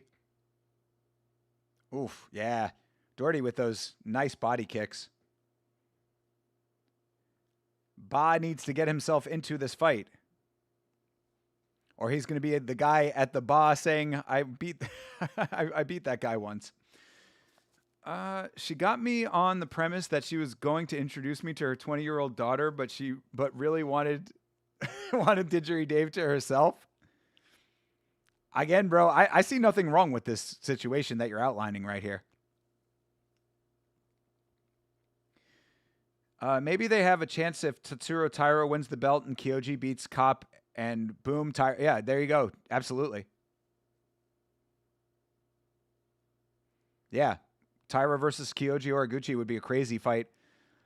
Although you'd think that they would want more like Japanese fighters against non-Japanese fighters so that they can get wins in the country. But if you want to do Japan versus Japan, I think no one would be upset with that. Yeah, exactly. Head kick, please. I agree. He keeps going to the body. If he just, now that he's been going to the body so much, like, you can sneak that head kick nicely. You know, your opponent is expecting the body kick now. He's so used to it. But yeah, that was an easy 10-9 for Louis the Don. Kimba needs to get himself active.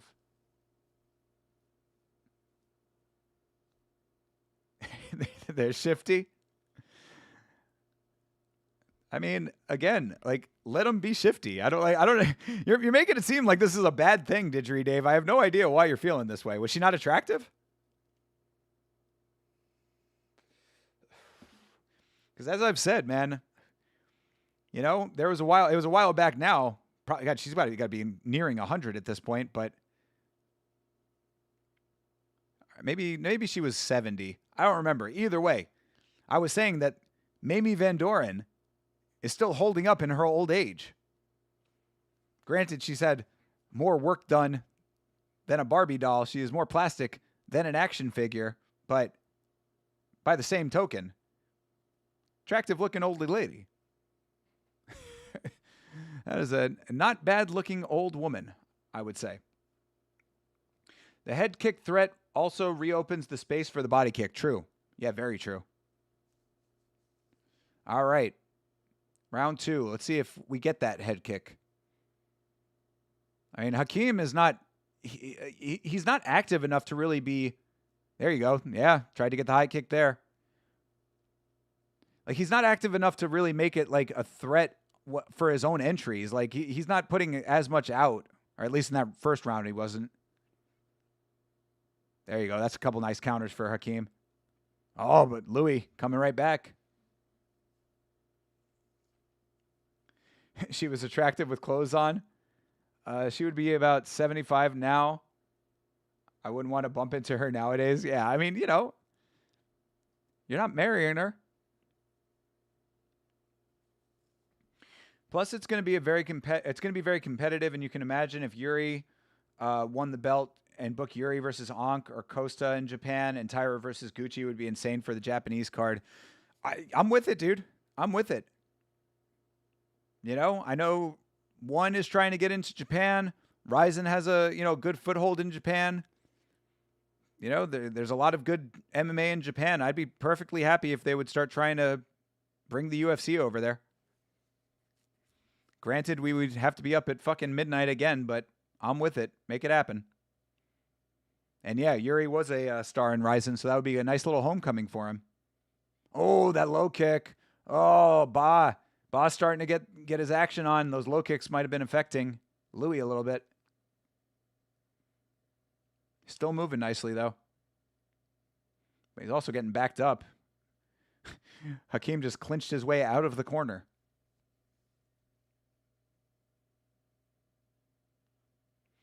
Yeah, Louis starting to slow down a little bit. Yeah, those kicks to the lead leg starting to add up for Hakimba. Oh, yeah. That lead leg is getting eaten up. You can see him almost going into open stance. Look how red that leg is. Yep, see, commentary saying the exact same thing.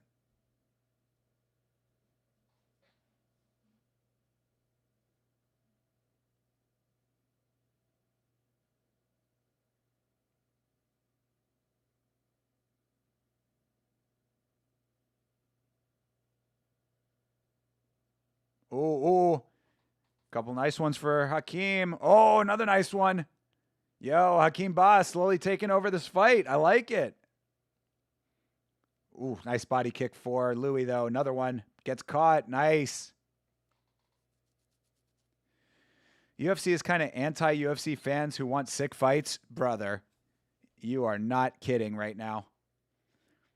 Yeah, God forbid you want the best to fight the best. No, we need more Josh Hokit.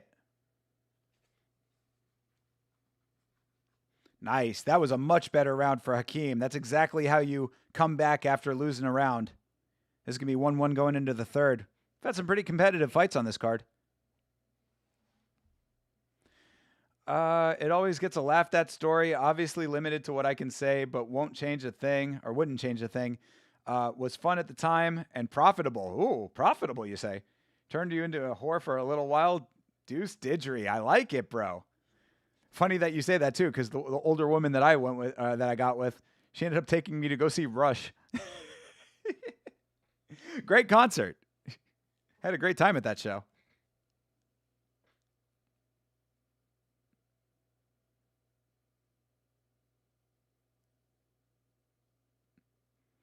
They didn't play Tom Sawyer. That's all I remember about that show too. I'm like, God damn it. Wanted him to play Tom Sawyer. But still, great show. And ain't nothing like getting to see a great band for Tree Fitty.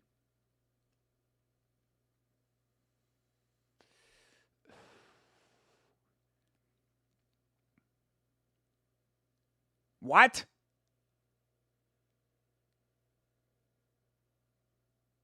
Did they just say that the round went to Doherty?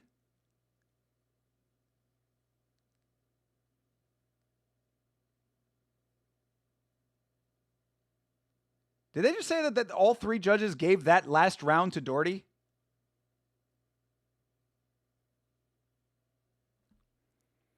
Also, I'm going to drop the quality a little bit. I don't know if the quality is bad for you guys, but 1080p is like not looking good. The judges really aren't buying into the calf damage.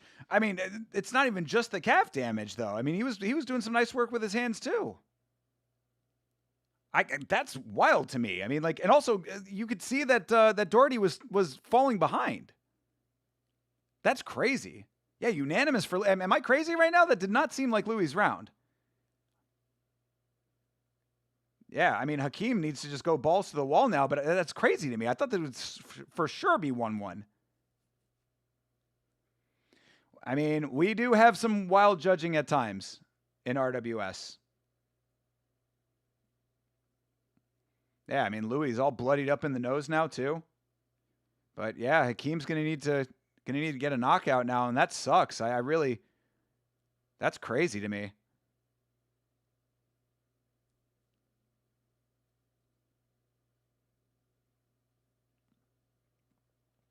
That lead leg is all kinds of fucked up now too.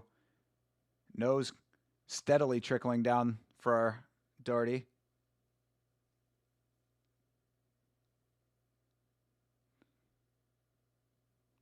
I mean, the only thing that is going wrong for Hakeem is that he's getting back down a lot, but that was a nice spinning elbow attempt.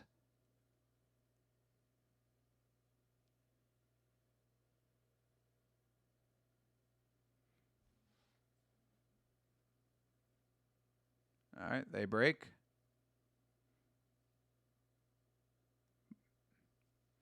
I will say Louis looks like he's moving fine. Yeah, no, I don't think that the damage on the leg is like is so bad that it's immobilizing him, but you can see how red it is.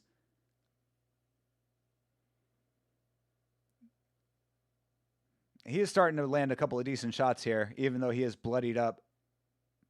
Yeah, he's doing a good job with all those. Kicks to forearms are scored too. True.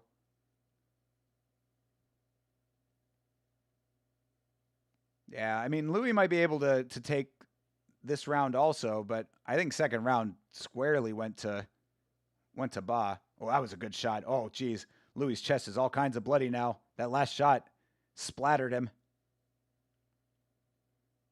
That nose might be broken.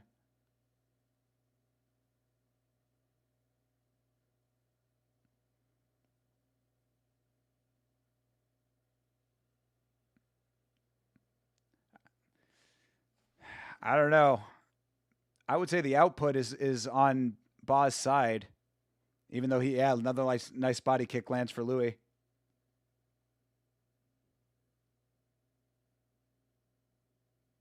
Oh, another nice knee for Louis.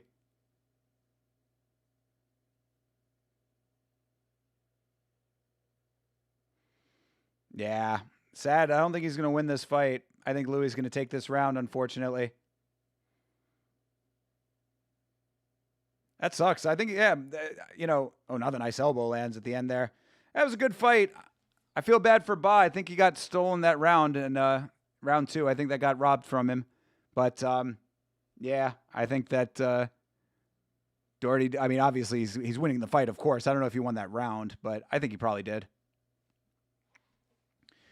Had a mate who went to a brothel once. His favorites were busy. The madam was the only one available. She said she jumped on top and the hemorrhoid initially caught his attention, but once she... Oh, Jesus Christ, Didgeridoo Dave. All right, bro.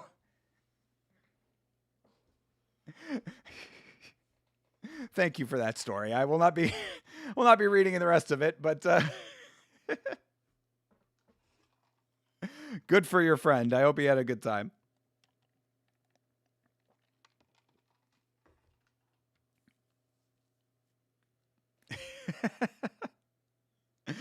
Oh, man. Was that in Australia? Do they have those in Australia?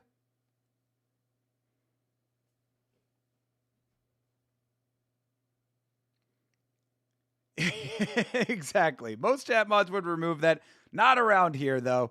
If it's YouTube is okay with it, then we're okay with it. But I will refrain from repeating.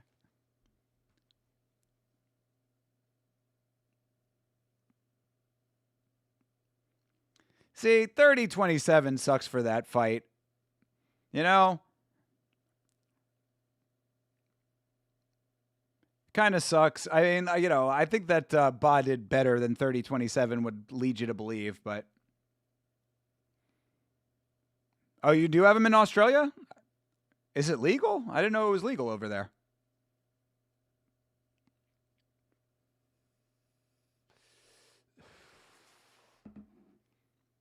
Nah, you didn't offend anybody, bro. You're good.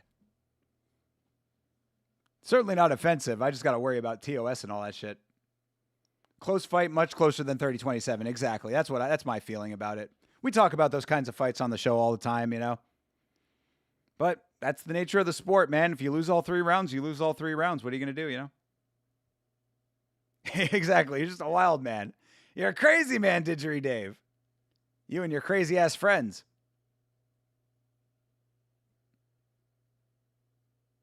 Louis the Don Doherty.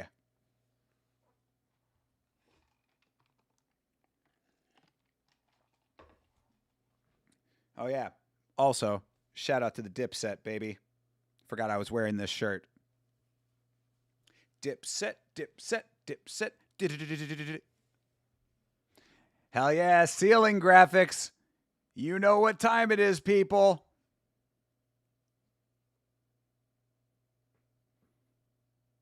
I cannot wait to see the ceiling graphics in all of their ceiling glory. One of these days.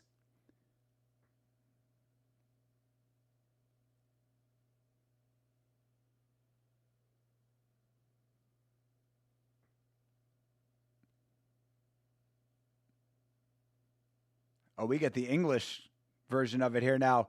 Busting through the ceiling. There he is. Let's go, dude. Bam. Huron, twist the land. Let's go, dude. Truck drivers, cashed up, none too smart, and always up for some adventure. True. Truck drivers love strip clubs. That is very true.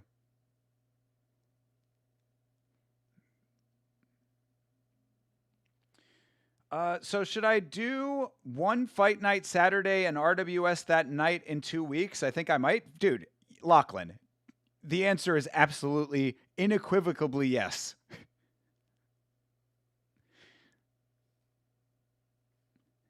The answer is see one fight night and then see RWS as much as you can because they do so many events during the week. And then also hit any other promotion that you can find in the country. And take many, many pictures and post them in the Discord. Let us all live vicariously through you. If you're going in 2 weeks, this is going to be the highlight of our lives in 2 weeks.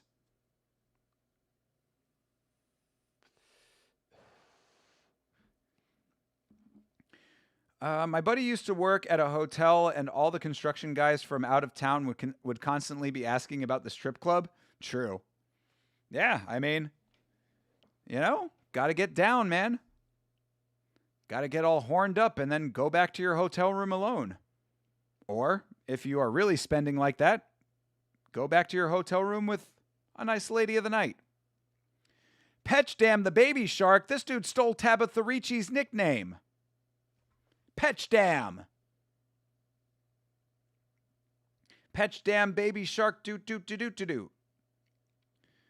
Time for another margarita. Let's go. You and Bleeding Edge.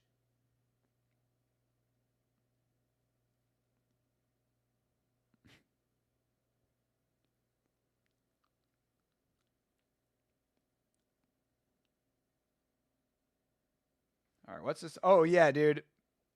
This guy's name is crazy. Pechonlatharn. Pechonlatan. Pechonlatan. Pechonlatan.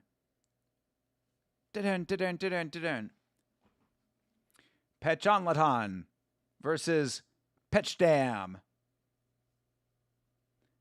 They go together like peas and carrots, but I disagree with that adage.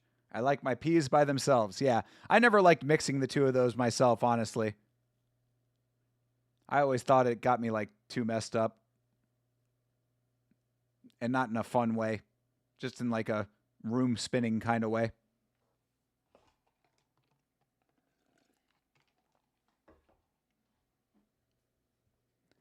Petchlanathon coming out with The Offspring. Nice choice. Pechonlathon versus Petchdam.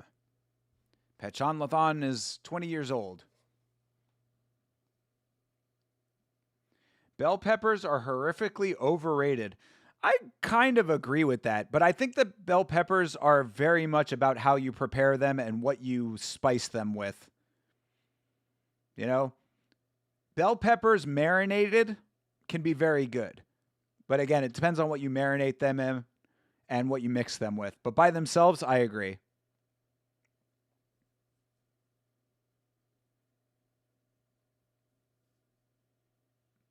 What kind of peas and carrots you eating, bro?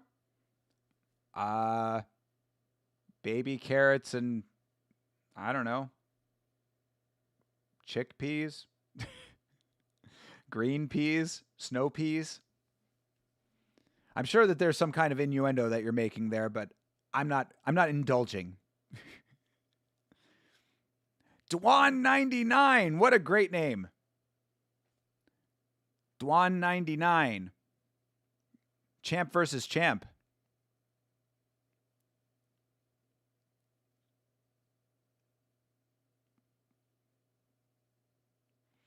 I will say that RWS throws around the term super fight kind of liberally.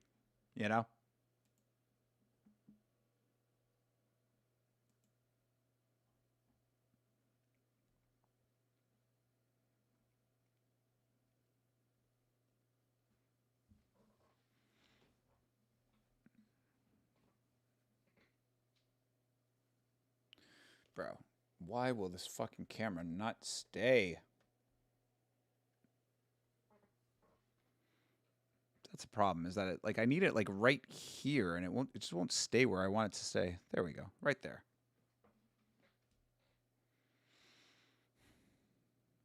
Krabby. Oil Man did a good job on these two. Look how shiny they are. That's a shiny pair of men.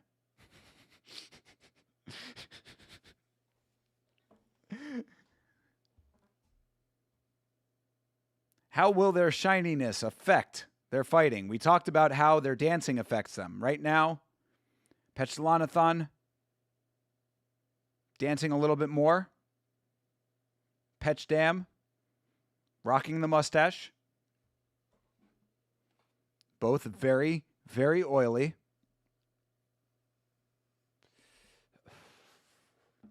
Think you're going to take a goon break after this one? Bell peppers have sexes, apparently.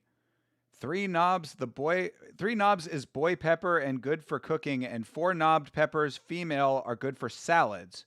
Here we call both capsicums. Okay.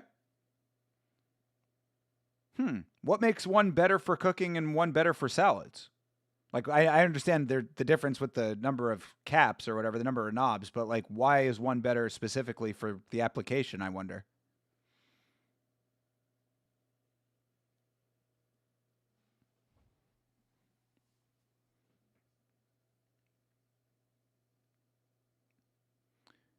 I think that's capsaicin is what is the chemical that makes you feel the heat.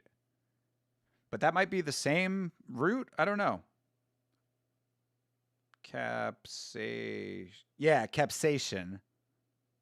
I think. Oh, wait, no. Oh, capsaicin is a cream. A capsaicin cream is a topical analgesic.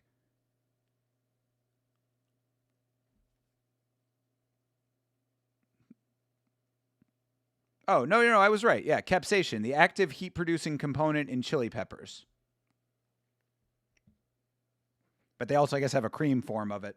I don't know. I guess it's a topical analgesic. The knobs, apparently, but is also considered an internet myth. Oh, interesting. Yeah, capsaicin. There you go.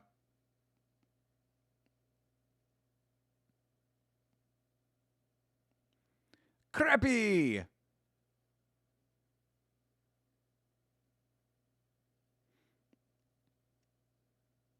All right, Petchdam versus Pechlanathon.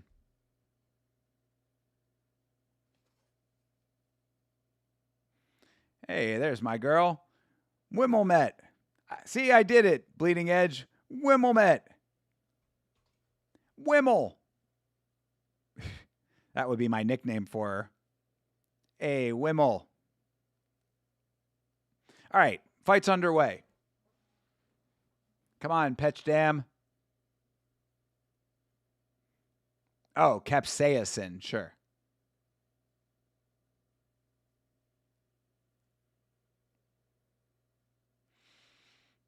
Ooh. Nice combo for Petchdam. I don't know how I could possibly be tired. I've drank a Red Bull and I slept till like fucking 2 o'clock this afternoon. I needed to catch up on my sleep. Got a good night's sleep. Felt amazing when I woke up. Nice body kick for Petchdam. Oh, no, excuse me. That's Pechlanathon.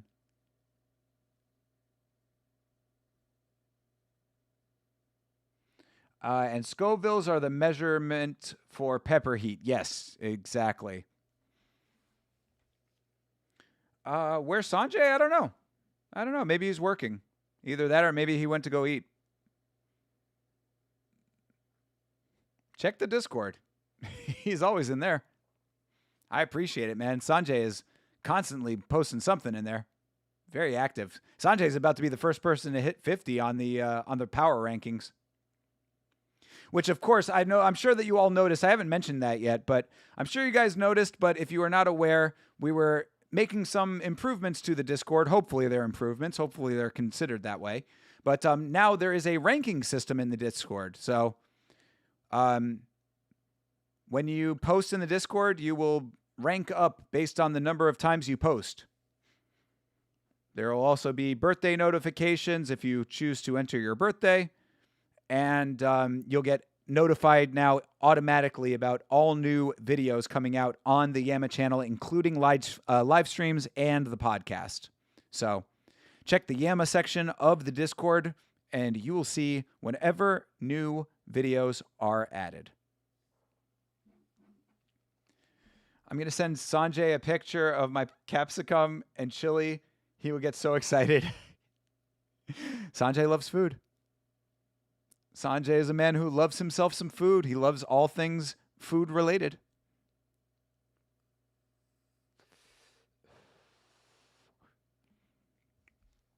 If I left my Discord notifications on, the fucker is beeping all night long. I know, it is true.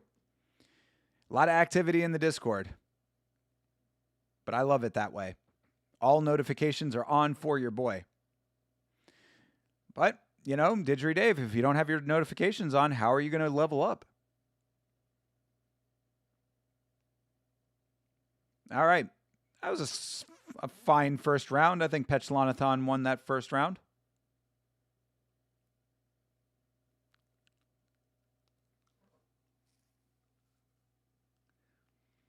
Petdam did a little bit of decent work towards the end, but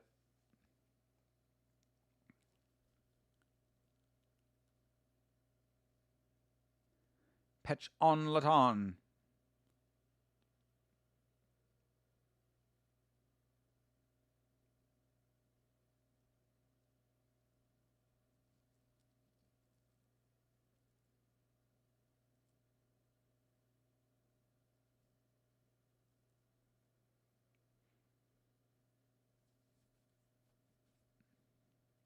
Pork gyoza.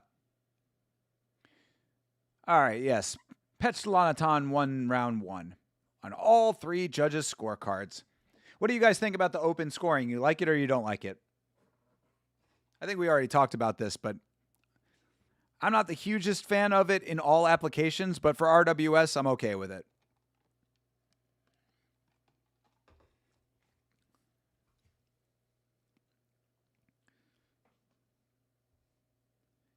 All right, yep, you see the corner man there telling Petchdam to harness the power of his mustache.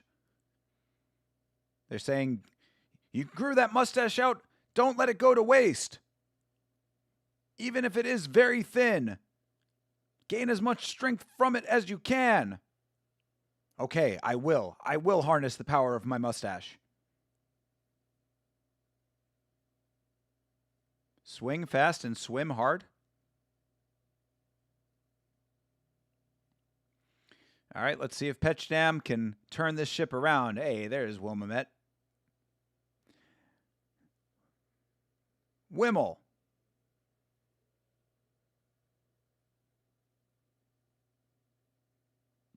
Oof, good connection there. Oh, yeah, Petchdam knows he's down around. Coming out strong. My ex-missus was Thai. We used to buy bird's eye chilies. They were about $150 a kilogram. Wow. They were very colorful, purple, yellow, green, and red, all on the same plant. Less than an inch long, would burn your ass right off. True. I don't know if I've ever heard of bird's eye chilies. Actually, I think that there's actually a company in the United States that's called Bird's Eye Chili, but I didn't know that that was what that was. Take a look here. Bird's Eye. Yeah, Bird's Eye Chili. Oh, yeah. Those look a lot like the kind of chilies that you normally see in promotional pictures for chilies. I'm not seeing the multicolored versions of them like you're talking about, but those are about what you normally would think of when you think of chili peppers. Like Chili's, the restaurant chain in the United States. I don't know if you guys have Chili's over there in Australia, but we have a restaurant chain in the United States called Chili's, and that's like basically their logo is one of those. Excuse me. All right, they break. Ooh, ooh, nice connections for Petchdam.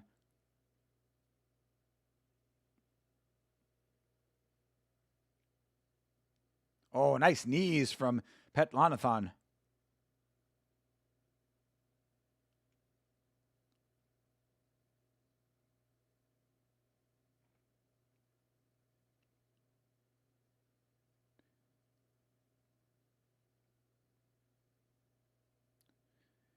I mean, Petlanathan is not out of this fight. Nice combo. Oh. Damn, yeah, they're scrapping now. Still 45 seconds left in this round. They're going for it. Ooh. More nice knees from Petlanathan.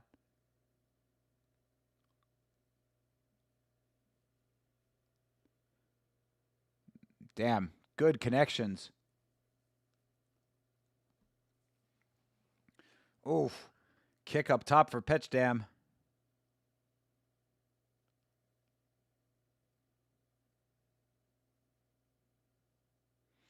Another nice one from... Oh. Yo, Petchdam.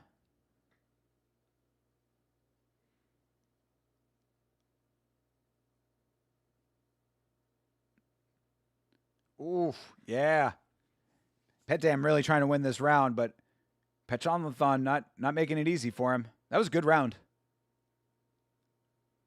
Petlanathan. Petchdam having some problems.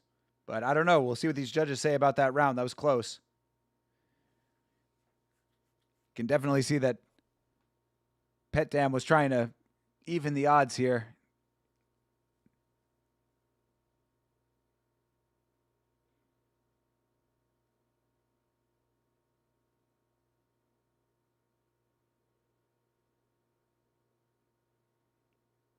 Yeah, that combo for Petchdam. Damn, dude.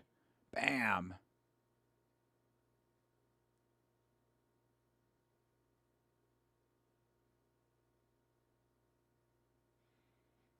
Yeah, that head kick up top. Crazy for Petchdam. Let's see what these judges have to say.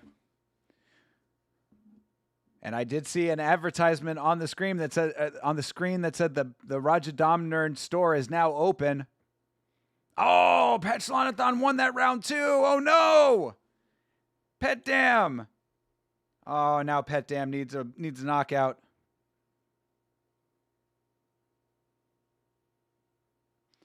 Let me see if the RWS store is available online. Now open Rajadamnern official store. This is on Instagram. Oh, there's the official store inside of the arena. Take home the legacy of Muay Thai. Actually, it looks really nice. It's like all white. This looks like somewhere that would be in like fucking like Dubai or something. Look at that store. Hard to see on camera, of course, but like it's all white, very pristine looking, very clean.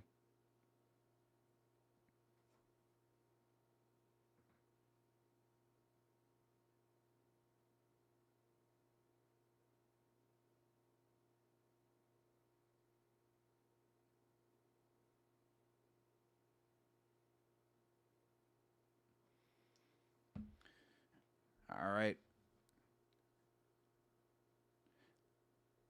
Petchdam needs to knock this dude out. I don't know if he's got it in him. Come on, baby shark. Ooh. Couple good connections for him. Nice body kick.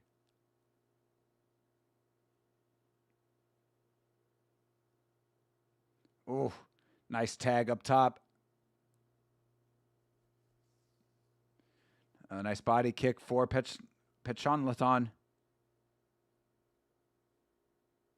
Oh, nice. Petchdam catching the kick. 3 up top. Oh, but Petlanathan still able to stay in this thing.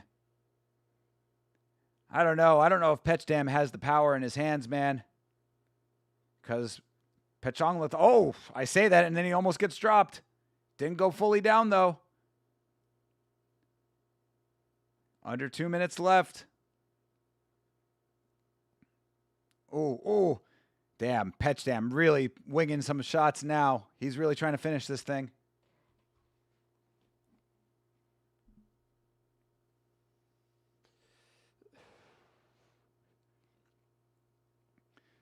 Commentary saying he's smelling blood in the water. He's got to be more active to actually capitalize on that.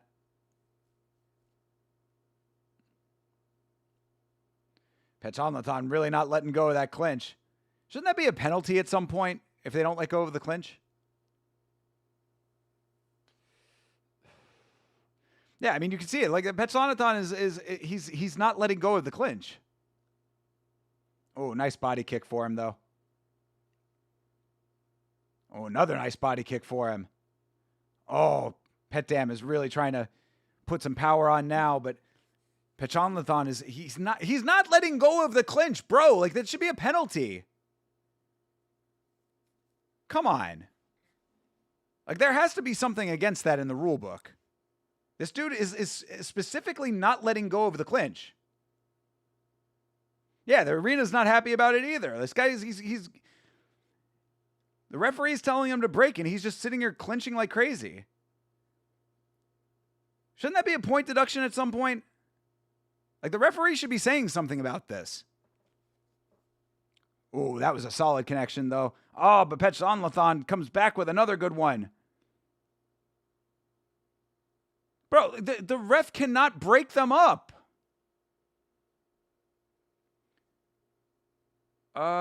There's something wrong with the Yama Discord? What do you mean?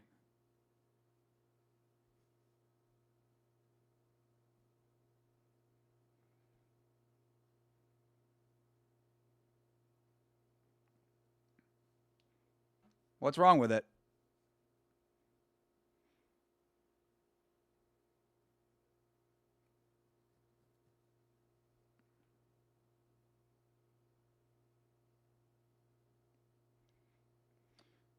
I mean, it looks fine to me.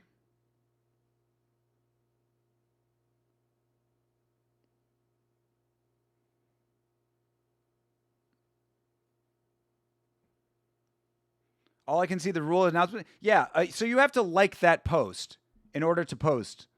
Yeah, that's another change that happened is that, so to avoid people just like unnecessarily spamming,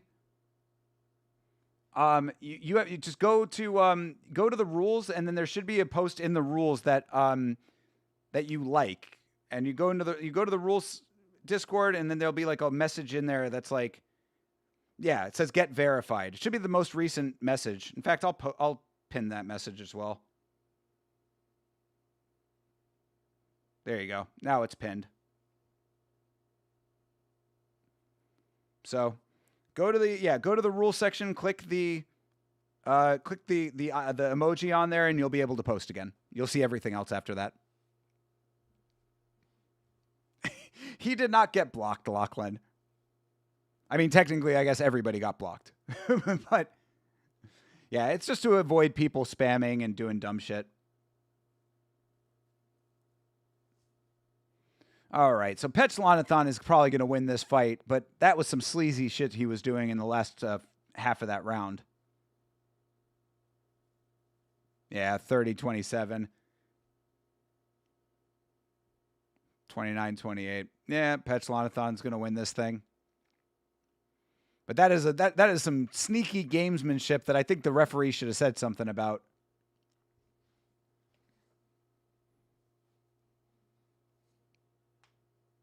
Bird's eyes in general, yeah. I had looked it up, but yeah, let's see. Oh, these are the multicolored ones. Okay. Oh. Do the purple ones stay purple through maturation? Cool. Do they all taste the same?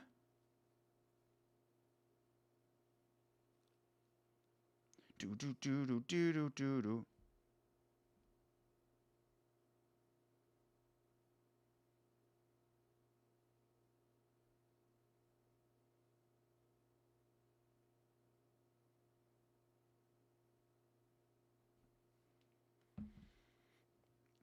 Oh, yes. All right, our title fight is coming up next. My other girlfriend, Marie Ruumet.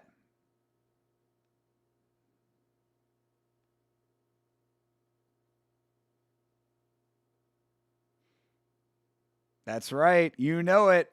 Marie Ruumet, my little lady from Estonia.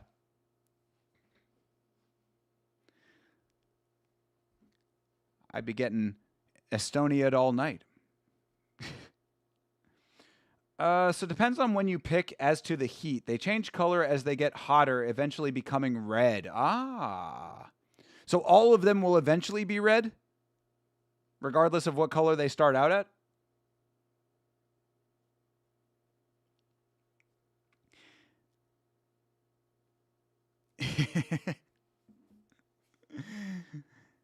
Yeah, she's a very lovely lady, little Marie.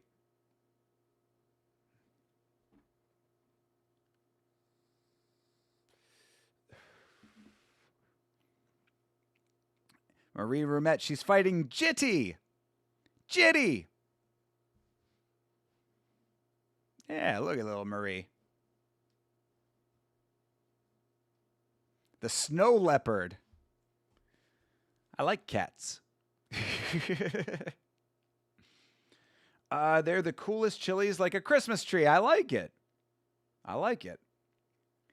I'd say I'd smash Marie, but you know she'd probably smash me. Yeah, exactly. But see, this is the thing, though. You know, this is what I tell Chase, and this is what I tell everybody else. You have to be the man. It doesn't matter what the woman does. If she's a fighter, that's great. She can go fight women. When you're at home, you're the man. And you never have to worry about anything. Be the man always is what I'm saying. Say I'm the man. Shout out to Danny Sexbang.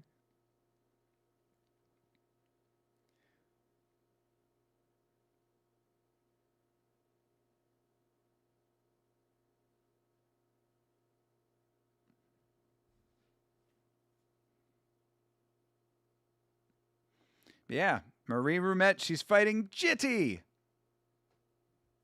Jitty, jitty, bang, bang.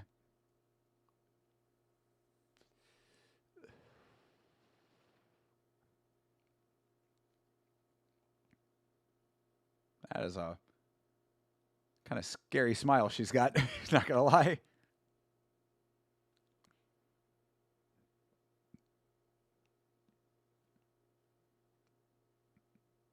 I like Jitti. But you know what's going to happen here. Our girl Marie Ruumet about to catch a body. She's a stone cold killer. Snow leopard.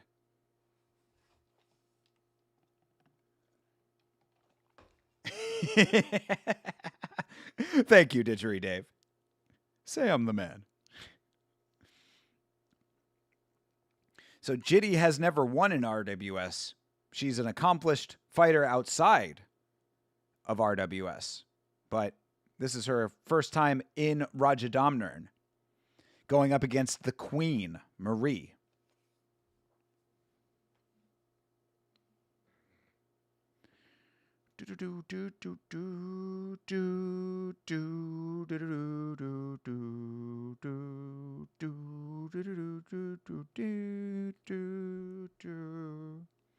Hell yeah, dude. I love the RWS music.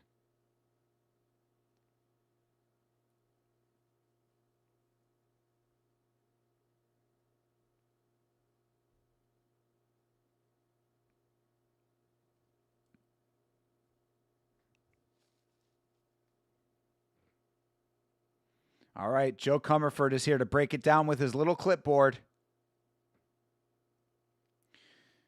The hottest chilies were the small ones. I had heard that before. I think that most plants are at their most potent when they are younger. It's whatever the active ingredients are most concentrated when they are smaller. The hottest chilies were the small ones, like half of your pinky nails. Yeah, true. Yeah, that's when it's like a fucking little bomb of all of that, all of the potency. It's like concentrated right there in that small little bit, you know?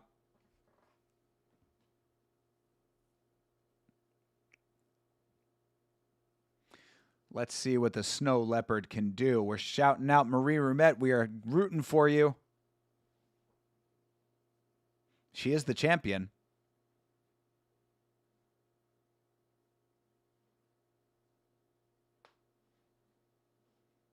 I love when they say things in unison, the two of them. It's the main event. Of course, you know, though, people. Of course, for all of you who are watching along right now, and for anyone who is new to these watch-alongs on Sunday night for Muay Thai, RWS has the main event, but the main event is not the last fight of the night. No. The main event is usually a title fight in RWS, followed by what we colloquially around here call the banger fight. So you've got Ruumet versus Jitti in the main event, but after that we've got Rawad Saab versus Edwin Putra for our banger fight. And hopefully it will be a banger fight. Hopefully it'll be a beanbag. We have seen a knockout tonight. Yeah, we've had one beanbag tonight. One is not enough. We need more beanbags. Although I have to say, even though these fights have not all been beanbags, they have certainly been some entertaining fights. So, regardless, I want beanbag. You must give me beanbag. We must see some men or women being sat upon the beanbag.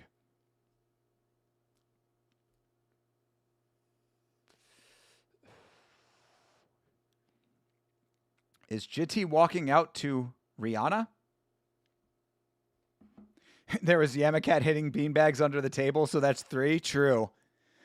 Nah, Yamakat was crossing wires back there, unplugging things. I'm always worried that one day, and I really hope it never happens, but I'm very worried that one day he's gonna hit the power strip down there and turn the whole fucking stream off. Jitti. Oh, this is not Rihanna. This is Sia. She's walking out to Sia. Jitti from Chiang Mai, Thailand.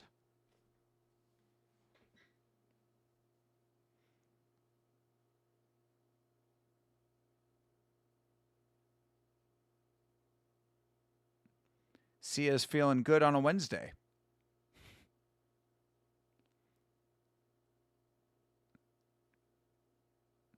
All right. Jitti. He knocked the butt plug USB cable out. I mean, unacceptable. Can never have that unplugged. Talk to Sarah about that. She might have some of those.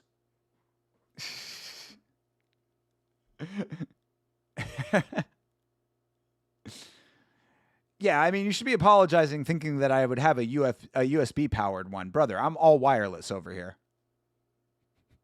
Come on, bro. What is this? 2009? Give me a break. We're Bluetooth up here now, bro. We're in the future.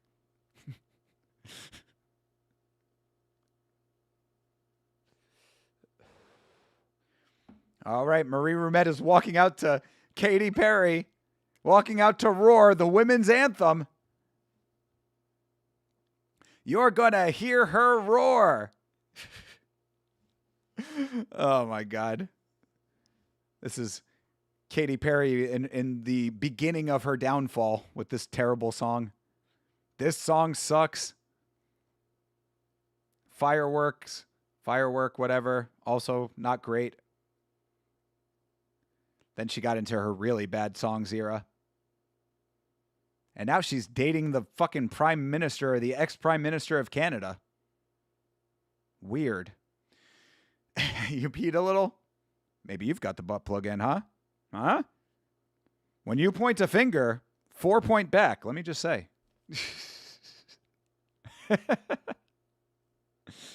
All right, Marie Ruumet, the champion, the snow leopard, and my girlfriend entering the ring.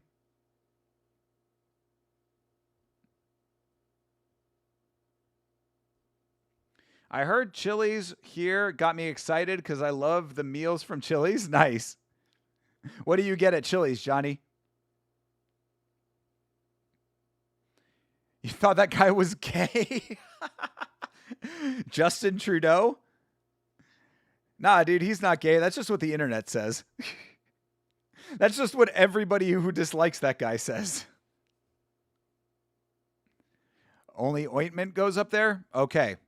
I'll believe you. I'll believe you. But yeah, no, the ex Prime Minister of Canada, Justin Trudeau, is in a relationship with Katy Perry, and they just got in a bit of controversy now because apparently in Canada there's a big push towards eliminating single-use plastics, and they were photographed drinking out of red Solo cups, i.e., single-use plastics. So they're saying it's rules for thee and not for me when it comes to that. So the Canadians were a little upset about it.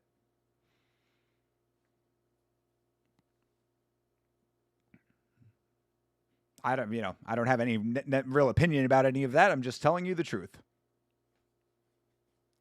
But what I do have an opinion about is Marie Ruumet getting herself 200,000 baht for a knockout right now. So get yourself $200,000 in bahts. 200,000 baht in dollars. Wait, what? No, that doesn't work either. Just get 200,000 baht and get a knockout, Marie Ruumet. Please, please. Fighter Spirit Award can go to Jitti. And of course, 150,000 baht for the winner in general. So Marie Ruumet could walk away with $350,000 in baht. God damn it. 350,000 baht. Good Lord. I have a tender relationship. Oh, Jesus. Okay, Dave.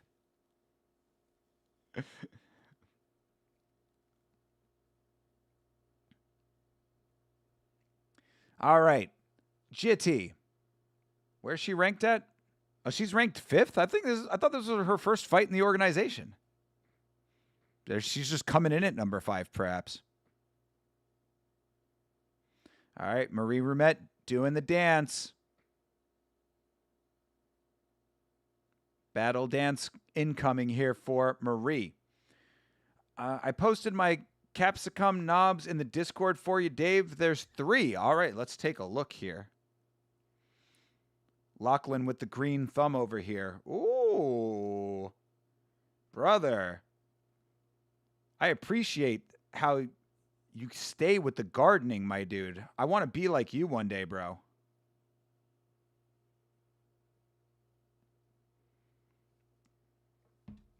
Yeah, one of these days when your boy is actually like, a little bit stable in his life, I would love to have a house with a little bit of land where I can garden. Not a lot, just a decent sized backyard, but I would really like to do some gardening.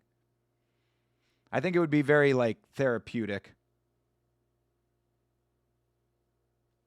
The white girl knows the dance, the girl from Thailand doesn't. That's what sets champions apart, Jeremy. Marie Ruumet is a student of the game in all forms, dancing included. You think that you're going to step into Marie Ruumet's ring and outdance her? You got another thing coming. Look at her. Look at the grace. Nah, yeah, Jitti is doing her thing over there, though. She's doing my favorite move where they're on the one knee and the leg starts flapping in the back. I call that one the Swan Dragon. I'm sure that there's an actual name for it, but that's what I call it. It's the Swan Dragon. They got the one leg flipping up in the back, and they got the arm going like this. There you go. You just got a little glimpse of my moves. If it's a draw, do they judge the dance for the winner? That should be it. I don't think that they can, though, Jeremy, because, sometimes there are people that milk the dance. Remember, we talk about this. Some of these guys go in there and they're just dancing up a storm. And then they do all of that emoting stuff where the one guy will take the fucking arrows out and do like that. And the other guy that won the Iraqi dude or the Iranian dude who was doing the gravedigger and stuff. That's an unfair advantage if they're using that for a metric for judging, So I don't think that they're allowed to. But we can. We at home can. Daniel Rodriguez, yeah, him too. Yeah, exactly.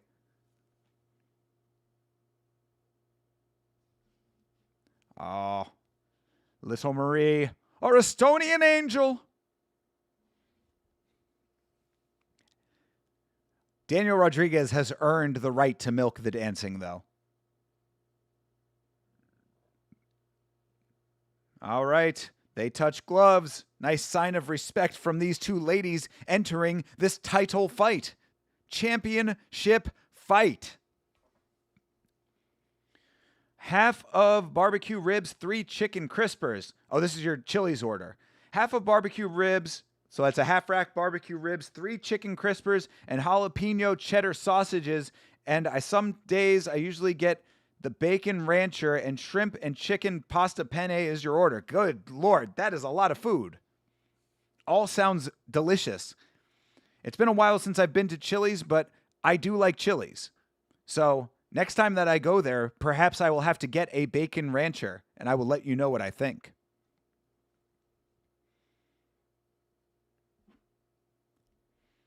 All right, Bia Suwanet giving us the rundown here.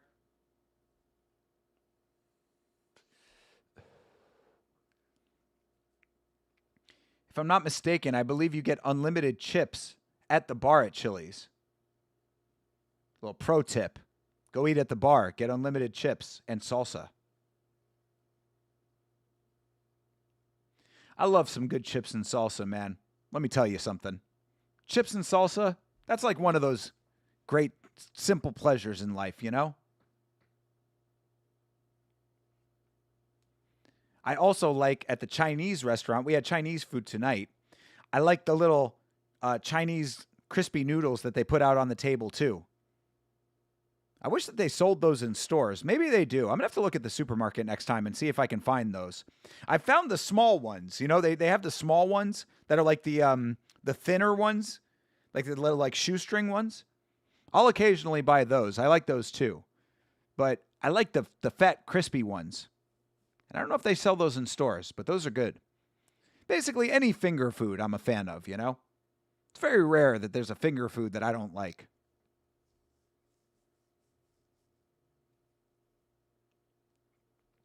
All right. Get Jitti. Let's see if she gets jitty with it.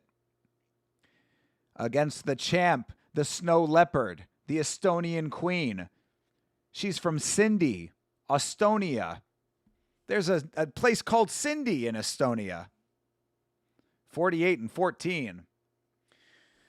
We had a Taco Bell out here in Tamworth. I don't think it lasted a year before it reemerged as a KFC. That's interesting because, yeah, a lot of times they'll do the 2-in-1. They'll do the Taco Bell / KFC combo. Or the even more rare, but still occasionally you will see them, the 3-in-1. The Taco Bell, KFC, Long John Silver's. That's a wild thing when you get the 3-in-1. It's like a unicorn now. You very, very rarely see those.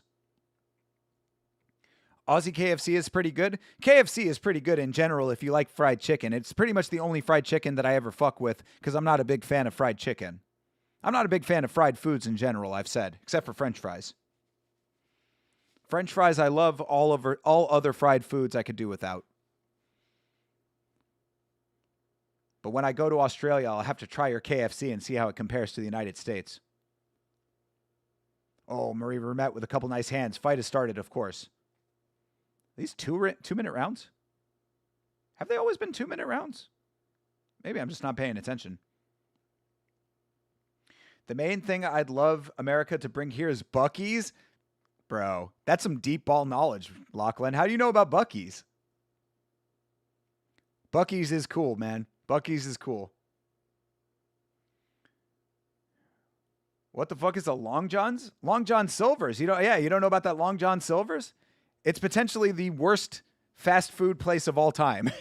It is a fast food seafood restaurant. I don't dislike it personally. I've had it before, and I don't think it's as bad as people make it out to be. But it is often considered one of the worst fast foods in America. Long John Silver's. It's a place that people often wonder how it could still be in existence, considering that no one goes there and no one thinks that it's good. You traveled to States 2 years ago? You know the wonders of Buc-ee's firsthand. Hell yeah, Buc-ee's is its own thing, man. I haven't been to a Buc-ee's in a very long time, and the last time that I went there, I didn't stay inside very long because we were in a rush where we were going. But there's a Buc-ee's when I'm going to Jacksonville, like if I wanted to go up to Jacksonville, which I occasionally do, it's about 4 hours or something like that, maybe 3 hours. It's not a super long drive, but it's a couple hours drive. And I pass a Buc-ee's on the way up to Jacksonville, and that's when I would go to Buc-ee's. But like I said, I've only been there the one time, and I'd love to go back because it is like its own little world. All right, that is round one. Yeah, Marie Ruumet doing nice work to start. Carl's Jr. You like Carl's Jr.? I'm not the hugest Carl's Jr. fan. Back where I used to live, maybe about like 40 minutes from where I live now, they have a Carl's Jr. out there. And I had it a couple of times, and I never really thought it was that good. I always thought it was like fine, but not like good. You know what I mean? It wasn't like, oh man, I got to go back there. The place that I love, and I'm very scared that they're bringing it to Florida because I think I'm just going to OD on it so bad. But the place I love is Jack in the Box. Jack in the Box is goated to me.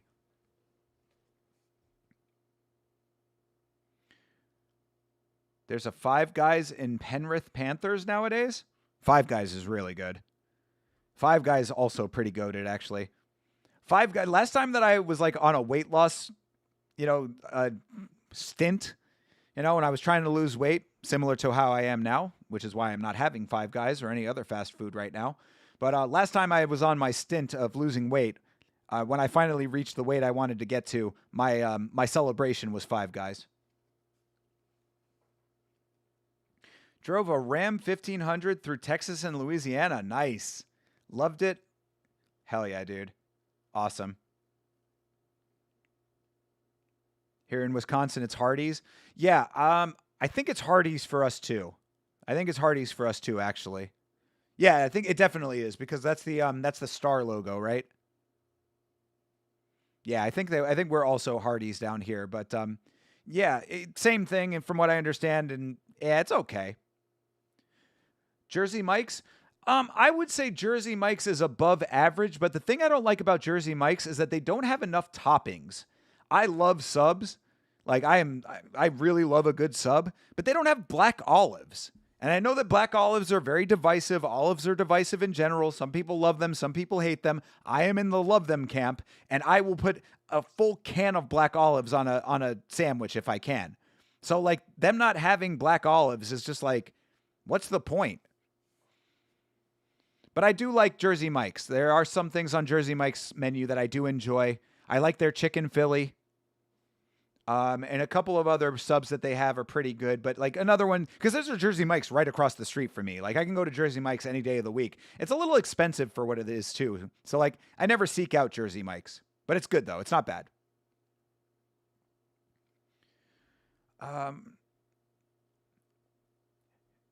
Yeah, definitely. Little Yama meetup between two members of the Blood Palm. That would be dope, dude. See, Yama brings people together. Warms my heart. That's right. You both cut the hand and touch the blood with each other. Thinker, you're speaking my language. If you love Jack in the Box, I just love the tacos and the curly fries. Fuck yeah, dude. And the chicken sandwich are sometimes juicy too. Bro, the Bacon Jack is my favorite hamburger. Like, there is no better hamburger to me than the Bacon Jack. I would eat a Bacon Jack every day of my life for the rest of my life if I could. I don't think I've ever had their tacos. I know that their tacos are popular. But like I would be inclined to try every item on the menu at Jack in the Box, and the menu is huge. That's another thing I like about Jack in the Box is that their menu is extensive. Jitti's doing some nice work in this fight. Yeah, I think this is going to be 1-1 going into the third. Oof, nice teep from Marie. Yeah, it's the star logo. True. For Hardee's. Yeah. All right. I think that is 1-1 going into the third. Jersey Mike's doesn't have enough sides. Yeah, exactly. Exactly. It's just not like enough, you know? And look, I am a fan that they slice the meat in front of you and all that. That's great. But like I can get like I think that's the thing. If Jersey Mike's was the only sub place around, it would be the best sub place. But we got Publix here, man. Like a Publix sub, like I'm taking Publix sub 10 out of 10 times if it's Publix or Jersey Mike's. Because Publix has all of the great selection of everything that you'd want on the sub, and they also have black olives. So for me, we got Jersey Mike's, we've got Firehouse, we got Subway, we've got Publix. I've got a lot of sub options, you know? So I say that to say, if Jersey Mike's is your only option or like the better option, like if you only have a Subway's or a Jersey Mike's, yeah, Jersey Mike's is going to be better. But we got more options than that. Pub subs are amazing. Pub subs are definitely a cut above, I would say. They are pretty goated. Jersey Mike's never took off here. It was like $5 more than Subway, so people just stuck to that. I prefer Jersey Mike's, though. Yeah, that's the thing. It is better quality than a Subway, but like if you just want a sub, then you know you're not paying an extra $5 for it, you know. And it is more expensive here too. That's another big reason why I'm not like the hugest fan. Like I'm not paying $15 to $17 for a sub that I can get a Publix version of that. And then also I'm inside of a Publix at that time too. So I can go fucking get any sides that I want, you know? For those of you who are not aware, Publix is a supermarket here. So like it has a deli section with a sub that makes subs in it. So you can get a sub in the deli and then walk the entire rest of the supermarket. You can do all your food shopping if you want to. But like if you're just going for lunch, you go get your sub and then you can get any side that's inside of the supermarket. So I can get fucking goldfish or Cheez-Its if I want, or you know, name it. You know, I can go get a Publix sub and then go to the sushi section and get sushi for a side. How crazy is that? You'd have to be a madman to do that, but it is possible. Question: Are you a can't if you wait? Are you a can't if you want to bash the living shit in out of your sister's what? Rephrase your question, Didgeridoo Dave. I'm not understanding.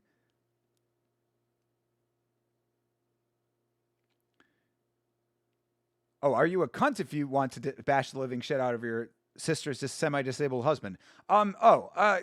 I mean, what is he doing? Why do you want to do it? Is he giving you a good reason to want to bash him? What I would say to this is that it depends on what kind of disability he has also. If he is mentally disabled, then maybe. If he's physically disabled, which I would suspect that he would be, considering that a mentally disabled person probably is married to another mentally disabled person, or not married at all. Yeah, I got you, brother. Yeah, well, it depends on what he's doing. But if he's physically disabled and he's being an asshole, physical disabilities does not preclude one from being an asshole. You don't get a get out of jail free card for being disabled if you're being a prick. I explored this concept in a comedy sketch that I once wrote called The Asshole of Notre Dame. And it was about a dude who had a hunchback and was a complete asshole to everyone and was like always saying, oh, you know, you're being mean to me because I have a hunchback. And they're like, no, we're being mean to you because you're a fucking asshole. I miss really good Mexican food trucks that I had down in Florida. Oh, yes, brother. Yeah, I'm sure that the Mexican in Florida is probably stars and bars above Wisconsin. Sad to say. This is a pretty competitive fight, by the way. Marie Ruumet is, I think, up that third round.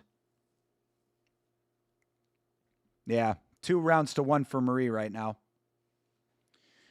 I think Long John Silver is a potentially money laundering scheme since the business lasts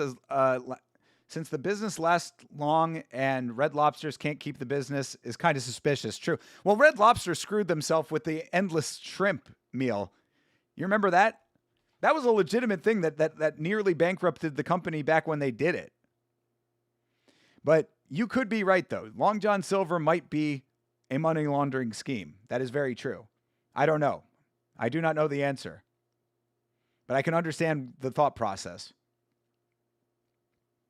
But yeah, the endless shrimp deal at Red Lobster nearly put them out of business, and then eventually they went out of business anyway. Publix has good stuff. Used to go to Publix for lunch every day. True, brother.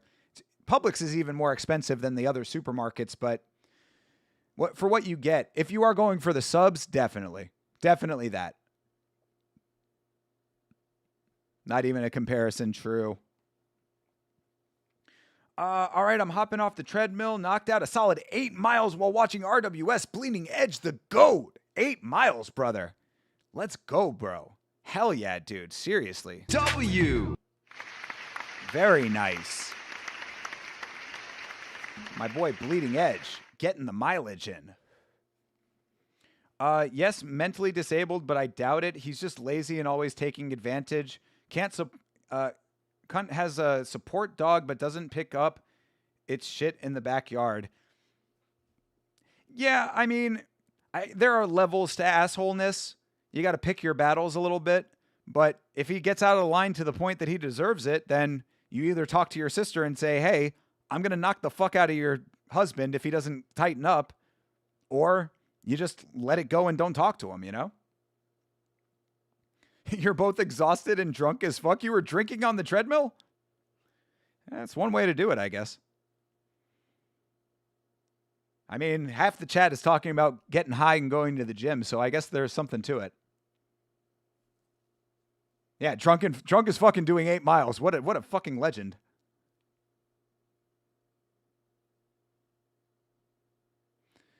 Marie Ruumet just nailing those knees in the clinch. Hey, Tyler Betts. What's up, brother? W Tyler Betts. What's going on, bro? Good to see you, man. Each mile was another margarita. You've had 8 margaritas? Good Lord. Drunk as fuck is right.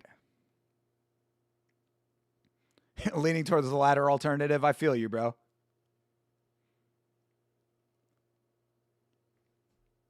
D's nuts. You stopped at 4 margaritas? Okay, acceptable. So 2 miles per margarita. I like it. You like Tyra or Van? I mean, I am going for Josh Van, but I would not be surprised if Tatsuro Taira wins that belt. Like, I like Josh Van. I'm glad that he won. I think that Tatsuro Taira is going to pose threats to him that he has never faced before. But I think it's going to be a competitive fight. Yeah, Maria's crushing with the knees. Yeah, she's really nice with the knees in the clinch. And also, Jitti just wants to be in the clinch, it seems like. Look, she's holding on to the clinch. Like, she's not trying to get out of the clinch. So if she wants to stay in the clinch and just get kneed to shit, then Marie Ruumet will meet her where she wants to be met. Nice hands up top, too. Nice teep. Marie's got a really nice teep as well. Nice block there. Marie's so good. Marie is of the caliber of a champion for real. How about Sabatini versus Gomez? I'm going Sabatini on that one. I think Gomez is he's definitely got good ground game, so it'll probably be a competitive fight. It's going to be a lot of like heavy scrambles and a lot of like, dynamic wrestling and grappling. But Pat Sabatini is a fucking beast, dude. Pat Sabatini is one of those dudes that for whatever reason, like, does not get enough respect for being as beastly as he is. He has taken some losses, so I guess I understand that part of it. But like, Pat Sabatini is like goated wrestling. He's actually one of those dudes that if you're looking to improve your wrestling game, I would recommend watching Pat Sabatini. Like, his chain wrestling is like insanely impressive.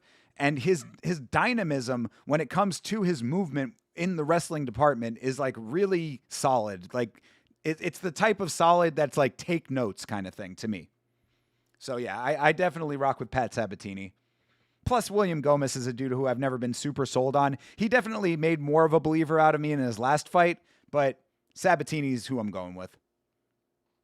Of course, you will get all of the answers to these questions about predictions on the podcast. Last week's fights tomorrow night, 10 p.m. Eastern Standard Time, 10 o'clock p.m. Eastern Standard Time. Myself and Chase Parton will be breaking down every fight from UFC Perth and giving our predictions for the upcoming UFC numbered event. I tried Burger King a few times. It was not bad, but the fries are bland and cold. The burgers are mid, but the chicken fries are pretty good. It's the only item I liked. Burger King, let me tell you something, Johnny. I don't know how old you are, brother, but back in the day, back when I was a young man, I want to say when maybe I was like 10 years old, Burger King was amazing. Burger King used to be the highest quality fast food on the planet. It was so good back in the day. Their fries used to be tremendous. And then, for whatever dumbass reason, they changed the recipe of their fries. It might have been because of the beef tallow. I don't know if that's what it was. Whatever the reason was, they changed the fry recipe. And ever since then, Burger King has been on the steadiest of declines, and it just never stops going down. Burger King has gone so far into the gutter, it is unfathomable. So I am not surprised that you did not like Burger King, because they have been going on the decline for about 20 years at this point. And I hate it because I used to love it. We used to go to Burger King all the time. There used to be a burger they had for a limited time. It was a tie-in promotional burger for the Men in Black movie. I don't think it was the original. I think it was one of the sequels. Might have been Men in Black 2. But they had a tie-in burger at Burger King that had this barbecue sauce that was so fucking out of this world. I ate that burger every day that they had that promotion. I literally had the last of that burger in the Burger King restaurant that was by my house. So I say that to say even their tie-in food was good. That's that secondary food that they make special, not even core menu items. And that was goated. And then just slightly and steadily and incrementally over the years, Burger King became shit. So enjoy the chicken fries while they actually taste good.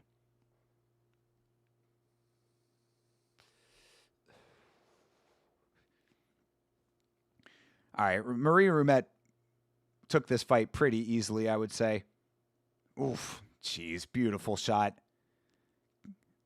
Gets that counter shot in motion, Marie Ruumet.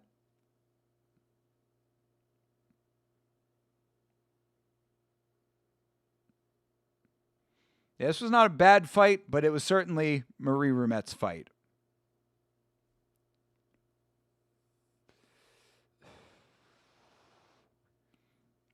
All right, that will do it. That is your title fight. Marie Ruumet versus Jitti. And I believe Marie Ruumet is going to retain her belt. Oh, and a lovely show of respect between these lovely ladies. Thank you both to them for this fine fight that we just watched. No beanbag, unfortunately. No meatbag. But Marie Ruumet will still get her 150,000 baht. And all will be right with the world. Estonia continues to have a champion.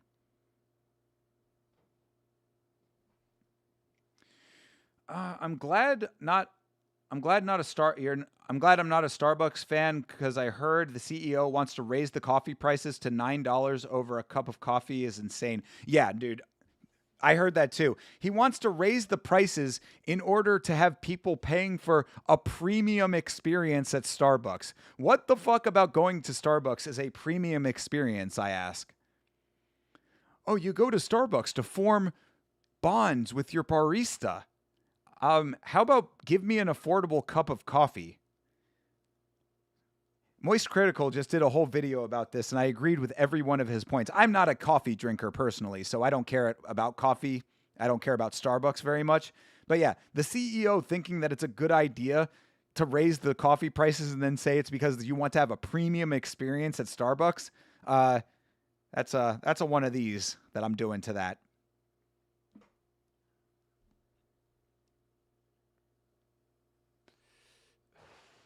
Oh, yeah. Marie retains big time. She won like 4 of those rounds. All right. Tian Chai, our chairman, who always looks very, very disaffected. A dude who looks like it is an imposition for him to be here holding the belt of his promotion.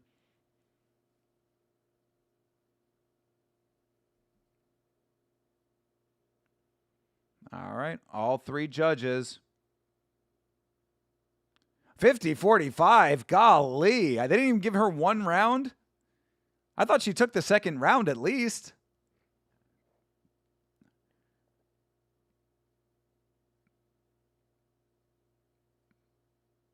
All right. Marie Ruumet retains with a 50-45. Good Lord. Yeah, damn, dude. They didn't even give Jitti that second round? Come on. And there's the belt. There's the belt buckle. Yeah, it's certainly kind of harsh. These judges are a little bit crazy sometimes in RWS, not going to lie.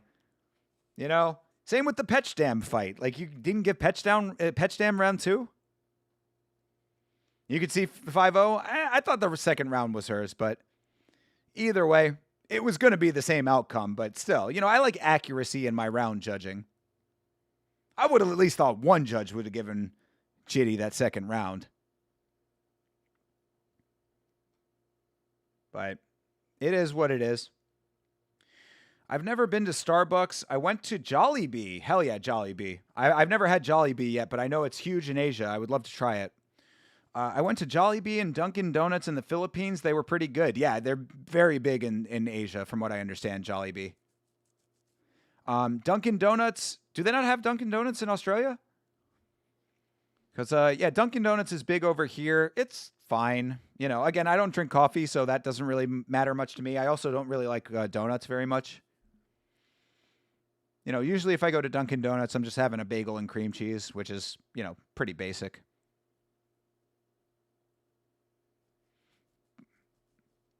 She got the Spirit Award? Jitti did? She should.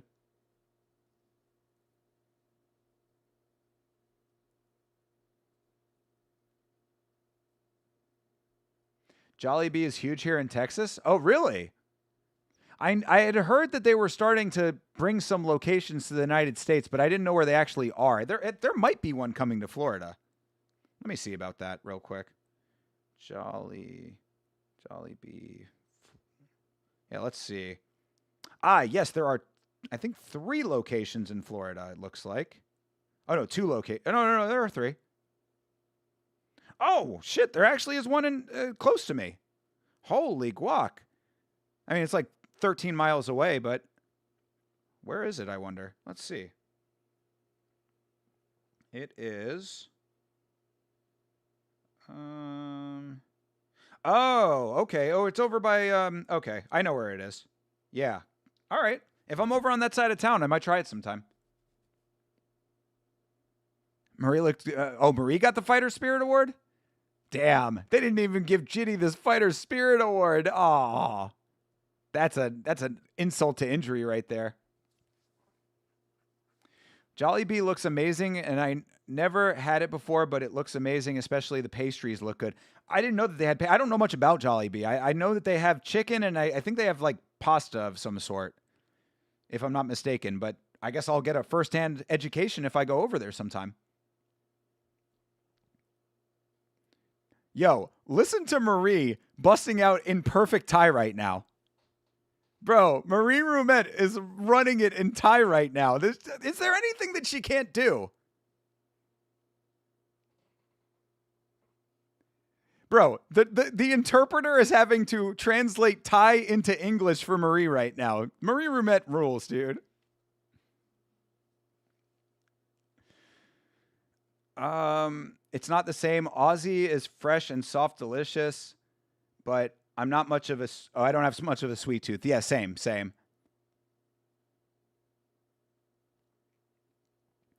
Dunkin' Donuts changing the world. I'll be the reason you are Jollibee. Marie Ruumet talked dirty to me in Thai. No offense, but Thai does not sound like a very sexy language to me.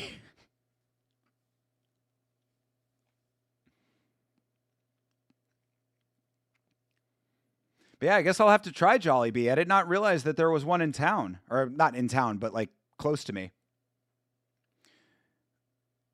They have burgers and chicken. I tried both, but Macca's has M spaghetti over there too. Oh, interesting. Yeah, McDonald's always has like weird regional stuff. I would like to try some more foreign McDonald's sometime. I almost tried McDonald's in Canada, but I didn't have it. I'll post a menu of Philippines McDonald's from Manila on my first night in Discord. Got you. All right, cool. The way I understand it, Jollibee is Asian Church's chicken. It's basically gas station fried chicken that's secretly fire. Okay. I'm down, dude. I'm down to check it out. I will try. I will certainly try. Hey, checkmate. What's up, brother? W. W for checkmate. Do I ever sleep? I got a lot of sleep after the UFC card. Good Lord. 4 o'clock in the morning. Your boy was up for that, but I'll sleep when I'm dead, brother. There's more fights to watch. As long as there are fights to watch, your boy cannot sleep. And Sundays are for Muay Thai, so sadly we are sacrificing Deep today. God, I wish we were watching Deep, but that's all right. We're coming up to the banger fight now. Are we getting another dance cam? Dance cam part 2. Let's go. Rapid pace 6-7. All right, we get dance cam part 2. Oh, chick doing 6-7 too. Everybody's 6-7ing. There she goes. Look at her dance. I love the dance cam. Random other guy dancing with her. My opinion, Wendy's are neck to neck with Jack in the Box because I just love Wendy's so well. Are delicious. I usually get 6-piece nuggets and a Dave's double, and the fries are crispy and delicious. Wendy's fries are okay to me. I've never been super in love with Wendy's fries, but I do like Wendy's food. In fact, actually, at my old job, at the job that I left to start my company, I used to go to Wendy's every day for lunch because they have a chicken Caesar salad that I very much enjoy. So I do like Wendy's, but their burgers are good. I used to get the junior bacon cheeseburger, like the Biggie bag.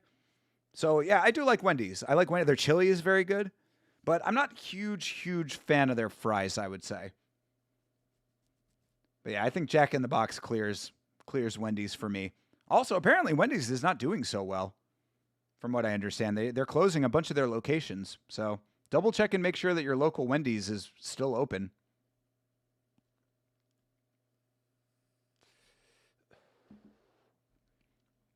All right.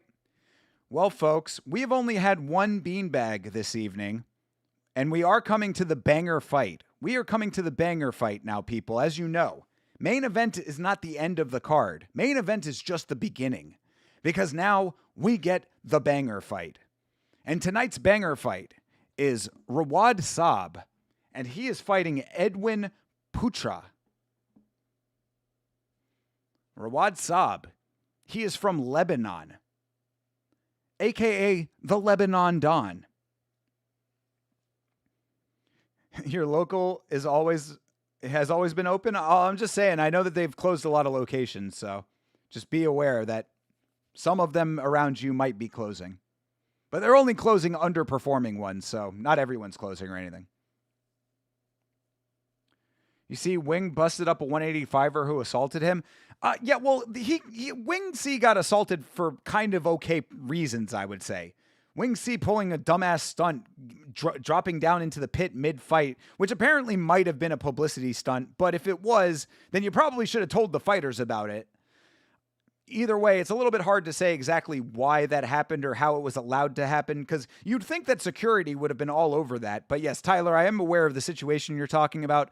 I don't know if I'm going to have time to do it tomorrow because this is a very, very busy week for me, but I would absolutely be making a video about that incident because that was absolutely ridiculous that he was doing what he was doing. You know, look, I understand wanting to draw attention to yourself. You know, you're doing clout farming and all of that. I get it. But to go into the middle of an active fight like that was very, very disrespectful. And if it was a publicity stunt, it was even more disrespectful.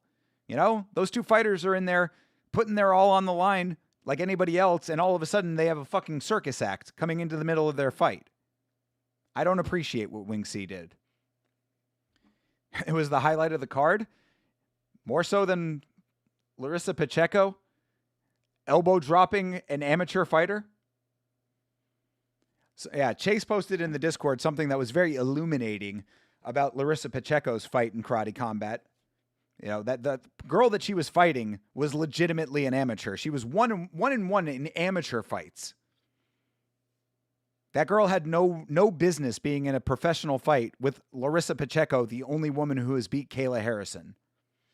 So yeah, Karate Combat is a very very questionable organization to me. I like the product. I am a fan of the fights. I'm a fan of the fighters. But Karate Combat has a lot of questionable things going on, not least of which is the fact that they are still being accused of not paying their fighters. So go back and rewatch the video that I did about Karate Combat on the channel, and all of what I said in that video still applies to now. He is usually dumb as fuck, but Broken Clock Sam Alvey had the most appropriate response. I'll post his response in the Discord. All right, Bleeding Edge, appreciate you. I just saw Wing C jump in, and that's a bad look for Karate Combat, and Melander is justified for hitting Winged for interrupting the fight. It's horrible, and lucky he didn't get head kicked off his shoulder. Yeah, for real, dude. Yeah, could you imagine? That should have been the response. That would have been the fucking highlight right there. Could you imagine if one of those dudes just straight up head kicked him, knowing that Wing C only gets head kicked knocked out? The highlight was when the stream went down before the main, like they were using Restream. Oh, wow. I did not know that happened. That's hilarious. And I appreciate the strays being cast upon Restream. They very well deserve it. Fuck Restream. The only reason I am still on Restream is because they unfortunately are the best option for what we do. Luckily, Wing C took it easy on him. Ha. It's posted in 2 segments. Appreciate you, Bleeding Edge. I'll take a look at that. But right now, I have to cast my attention to my screen because we've got the banger fight coming up. Rawad Saab. He is 4-1. He is from Lebanon. Rather be from Lebanon than from QAnon. Macca's menu is up on Discord. Took a few minutes to find. Got you, Didgeridoo Dave. I will also look at that. What year is that from?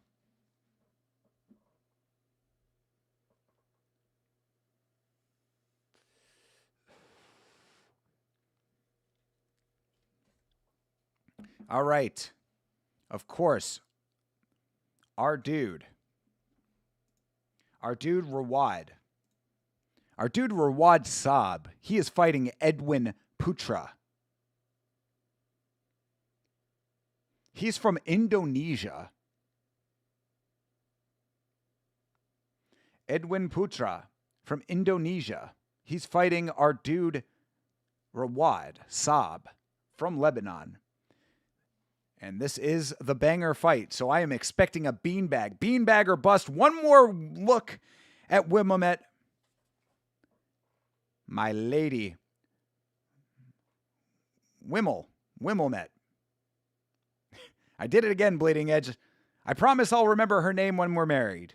All right, fight's underway. All right, Rawad putting that work in early. Ooh. All right, yeah, they're touching. Ooh. Yeah, Rawad putting some good power on the shots. Putra backed up a little bit. Ooh. Yeah, Rawad's got some length on him. Nice teep to the face. Ooh, teep to the body. Rawad looking good so far. Nice inside leg kick.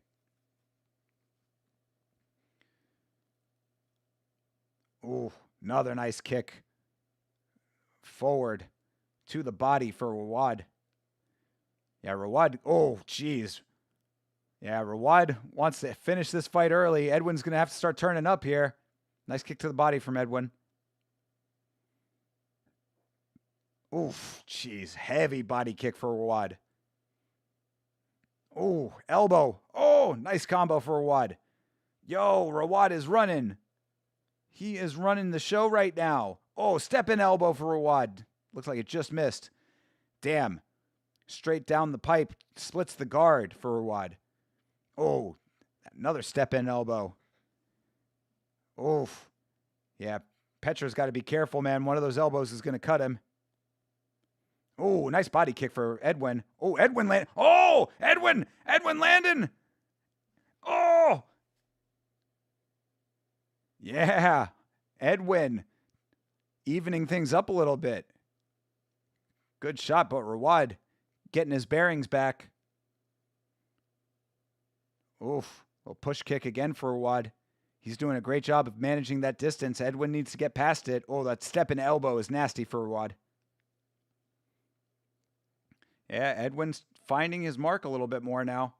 Oof, jeez, Rawad with those front kicks.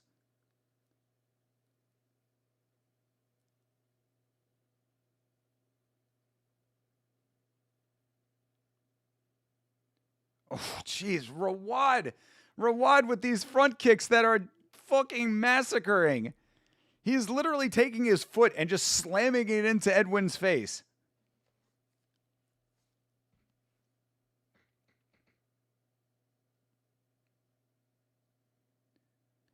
Edwin keeps letting himself get back down, though. He's got to move forward, bro. You got to be pushing. Jeez, you're pushing into a hailstorm over here, though. Rawad is on the attack. Oof. Another good jab lands for Rawad.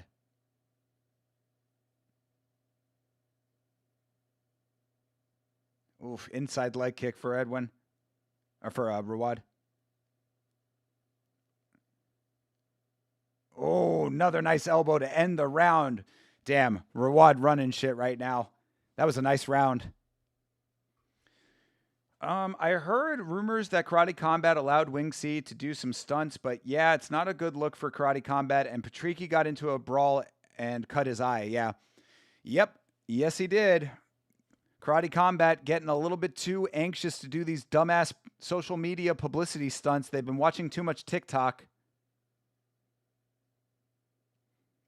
Yeah, I might have to still try to get a video out about that. That's true. I didn't even think about that because if it had just been the Wing C thing, I don't know if I would have done a video about it. But you're right. Because from what I understand, the whole Patricky Pitbull incident happened because somebody was like trying to like squirt their wives with water guns or something, and they got mad about it. Like, I have to find out the actual details of what happened. But if it is Karate Combat doing publicity stunts for like TikTok clout, that's a problem. And that's definitely video worthy to me. You can judge your pissedness by your spelling. Understandable. Passing the 4-hour mark here. I hate the TikTokification of everything, including the UFC. John Dong, you are speaking to the choir right now, preaching to the choir, letting us know what we already feel, because I too am in the exact same boat. It's pathetic to me, really. I understand though. Look, you got to get the eyeballs. You got to get the eyeballs. I'm telling you, if I fucking, I don't know, if I painted my face or fucking was a public nuisance running around in public bothering people, this channel might have fucking 8,000 million bazillion subscribers already. So I get it. It's unfortunate that it sells. This is another reason why I hate humanity. I am not a fan of people. That's why I'm so glad that only the cool people stay on this stream. We have fostered an amazing community around here because cool people come here and stay here. The rest of the people that like TikTokification bullshit, they go elsewhere. And that's perfectly fine. All right, round 2. I will get back to the chat in a minute, but this fight is a banger right now. This is living up to the banger fight moniker. Ooh, jump knee, but Edwin gets knocked down because of it.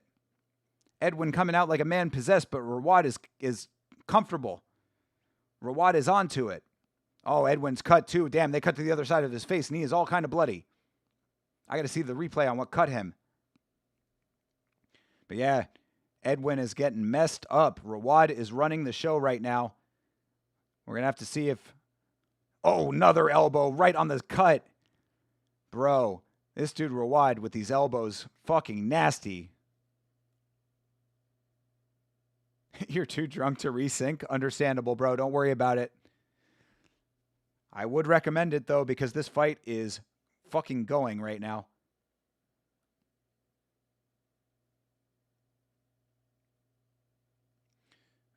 Oh. Rawad with a couple nice shots up top. And fucking Edwin is bleeding. Oh. Referee's calling the doctor in, I think. Yep. Yes, he is. That is one thing that you have to know about RWS. They are very quick to stop fights for cuts. And that is a pretty goddamn bad cut. Oh, jeez. Oh, it's bad. Yeah, at the distance what they were fighting at, it looked like it was his eyebrow, but no, it is a big cut above his eyebrow. Not bad enough to stop the fight, though. They do resume. But Edwin is very good, Rawad is very good at targeting that same area, so he might open that thing up even further. But they do. Oh, jeez, that fucking teep to the face for Rawad. This dude's teeps are fucking nuts. Oh, my God. He also just got a trip, too, before. Bro, Rawad is crushing right now. Oh. Rawad Saab. This dude is putting the work in right now. 45 seconds left in the round. Can he finish this fight? That's the only thing we need now is the finish. Secure your beanbag, Rawad.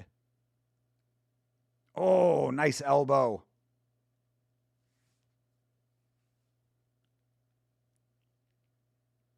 Oh, another. This motherfucker Rawad, bro. This motherfucker Rawad. He teeps like a maniac.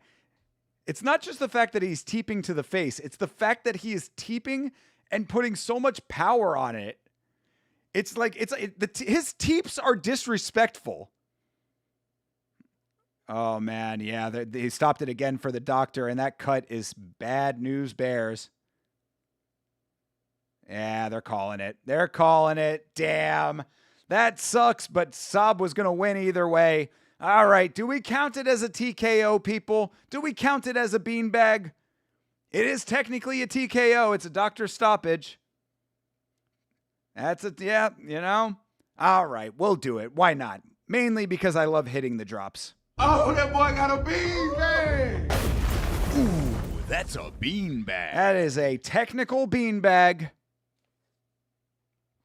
Yeah, it definitely was. Unfortunate. All right, I missed a little bit of the chat here. I was talking about this with another stream. I feel like Nina is part of the reason why the UFC sucks nowadays. I'm not really on the boat with that. I don't mind Nina drama.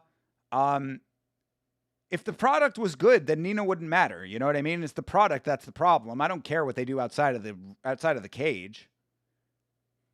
Like, why do we need to see these fighters dance with Nina or answer weird questions? I mean, that doesn't matter to me. The product matters to me. What they do outside of the cage is fine. I don't give a fuck about any of that. But I think that it's the inside the cage product that's the problem. There's a reason why I never downloaded that Brain Rot app, and I'll never ever download that shit app. I appreciate it, Johnny. Yeah, I got kicked off of TikTok, and I am very happy with that. I am okay with that. You were relying on the thinker, Terry? Appreciate you, Didgeridoo Dave. What's Rawand doing fighting? Yeah, bro, we need to show Rawand that he was in a fight. Rawand, how did you get into the fight, Rawand? Why didn't you tell us? Yeah, he looks 2 weights divisions bigger too. Yeah, for real. Rawad, he's very tall compared to Edwin. That's not a beanbag? That's not a beanbag. Yeah, it's a good point, Bleeding Edge. Exactly. If Wes Schultz got a beanbag, a good sneeze on RWS deserves a beanbag. I mean, look, it's a fucking technical. It's a TKO, is it not? Isn't a doctor stoppage counted as a TKO? Oh, that boy got a beanbag. You can't stop it. Yeah, it was certainly not the beanbag that you wanted. I will certainly admit that. But don't worry, everybody. Next week, our dude Jigsaw is fighting. Do you want to have a fight? Anyone who can get Russian link for Deep, post in the in the Discord. Yeah. Post in the Discord. I literally can't afford this passion. It's driving me to bankruptcy. I feel you, Lachlan. Brother, I feel you on that. Yeah, I'm probably not going to do the subscription, but I will definitely be buying the next pay-per-view. We are absolutely doing Deep. It's going to happen, I promise. And I'm sure that somebody in the Discord can probably help you out with that. We will see. Fun entree. What's next? Nothing next tonight, Didgeridoo Dave. Sorry, my guy. That will be it for the evening. Of course, we will be on for the remainder of the live stream. We got a couple minutes left until the VOD ends, and then we will be closing this thing out. I've got a very big and somewhat thorny week coming up. I got a lot of things that got to get sorted over here. But like I said, this week is going to be a little bit of a trying week. It's going to be a little bit of, uncertainty. It's going to be a little bit tough this week and the next probably 2 weeks or so. But on the other side of this, I am probably going to have more time for Yama. And on the other side of this, I'm also planning on making a big investment into Yama in the form of a new computer. That's right. I am going to take the plunge. I don't know how I can afford it just yet. I'm hoping that I can make all of these things happen. There might be some different elements I can move around. Some money can possibly get shifted, maybe some credit involved. I don't care. I am going all in on Yama soon as I can if everything goes according to plan. So Blood Palm, I need you guys to be putting that positive Blood Palm energy out into the atmosphere. I need you to be saying, we need the stars to align for Thinker St. James. And I will feel that energy coming off of the Blood Palm. You know how it is. You cut that palm. You touch the blood. We touch back. We are one together. But after all of this is taken care of, it is a further investment into Yama for us, for you and for me together. And that is what I'm trying to make happen this week. So we have to stop the stream, unfortunately, now. But I promise you that on the other side of all of this, there are better times coming. Even better. If you are already a fan of what we do around here now, it's only getting better from here. Does anyone ever hang out in the VC on Discord? If so, I might just hang out in there for Pancrase. Oh, yeah, by all means, please use the VC. I don't know how many slots there are in the VC. I think I can up that, though. I don't know if that's unlimited slots in the VC, but I'll take a look at that after the stream. If I can increase that, I will. Pancrase just started on Fight Pass in the States. Not sure where it is globally. Got you. All right, well, you guys enjoy the Pancrase. I would love to watch Pancrase at some point, so keep me aware of when those are. And if we have to do, if there's a Sunday where there's a Pancrase going on, we could probably do Pancrase instead of an RWS 1 week. So let me know how it is. I'll have a word with the big guy for the Yamaverse. Appreciate you, Didgeridoo Dave. All right. Well, thank you all. Appreciate you as well. Johnny the God, Bleeding Edge, Lachlan, John Dong, Sam from earlier, Chase Parton always. Appreciate all of you guys. Thank you so much for hanging out for this one. It has been a blast, as it always is. You guys are the best in the world. I stand by that every time I say it. I always mean it. Enjoy the Pancrase if you're going to watch it. Let me know how it is. Monday night, tomorrow night, later today even. Last week's fights, our podcast. Me and Chase Parton will be breaking down each and every fight from UFC Perth, giving our predictions for the upcoming UFC card. Do not miss it, 10 o'clock p.m. Eastern Standard Time. And, of course, yamashow.com. For all of your merchandise needs, please go to yamashow.com. Go get yourself something. You can even get your boy's autograph if you really want it. Until next time, everybody, as always, I love you so much. Have a great rest of your night, a great rest of your week, and as always, fight on.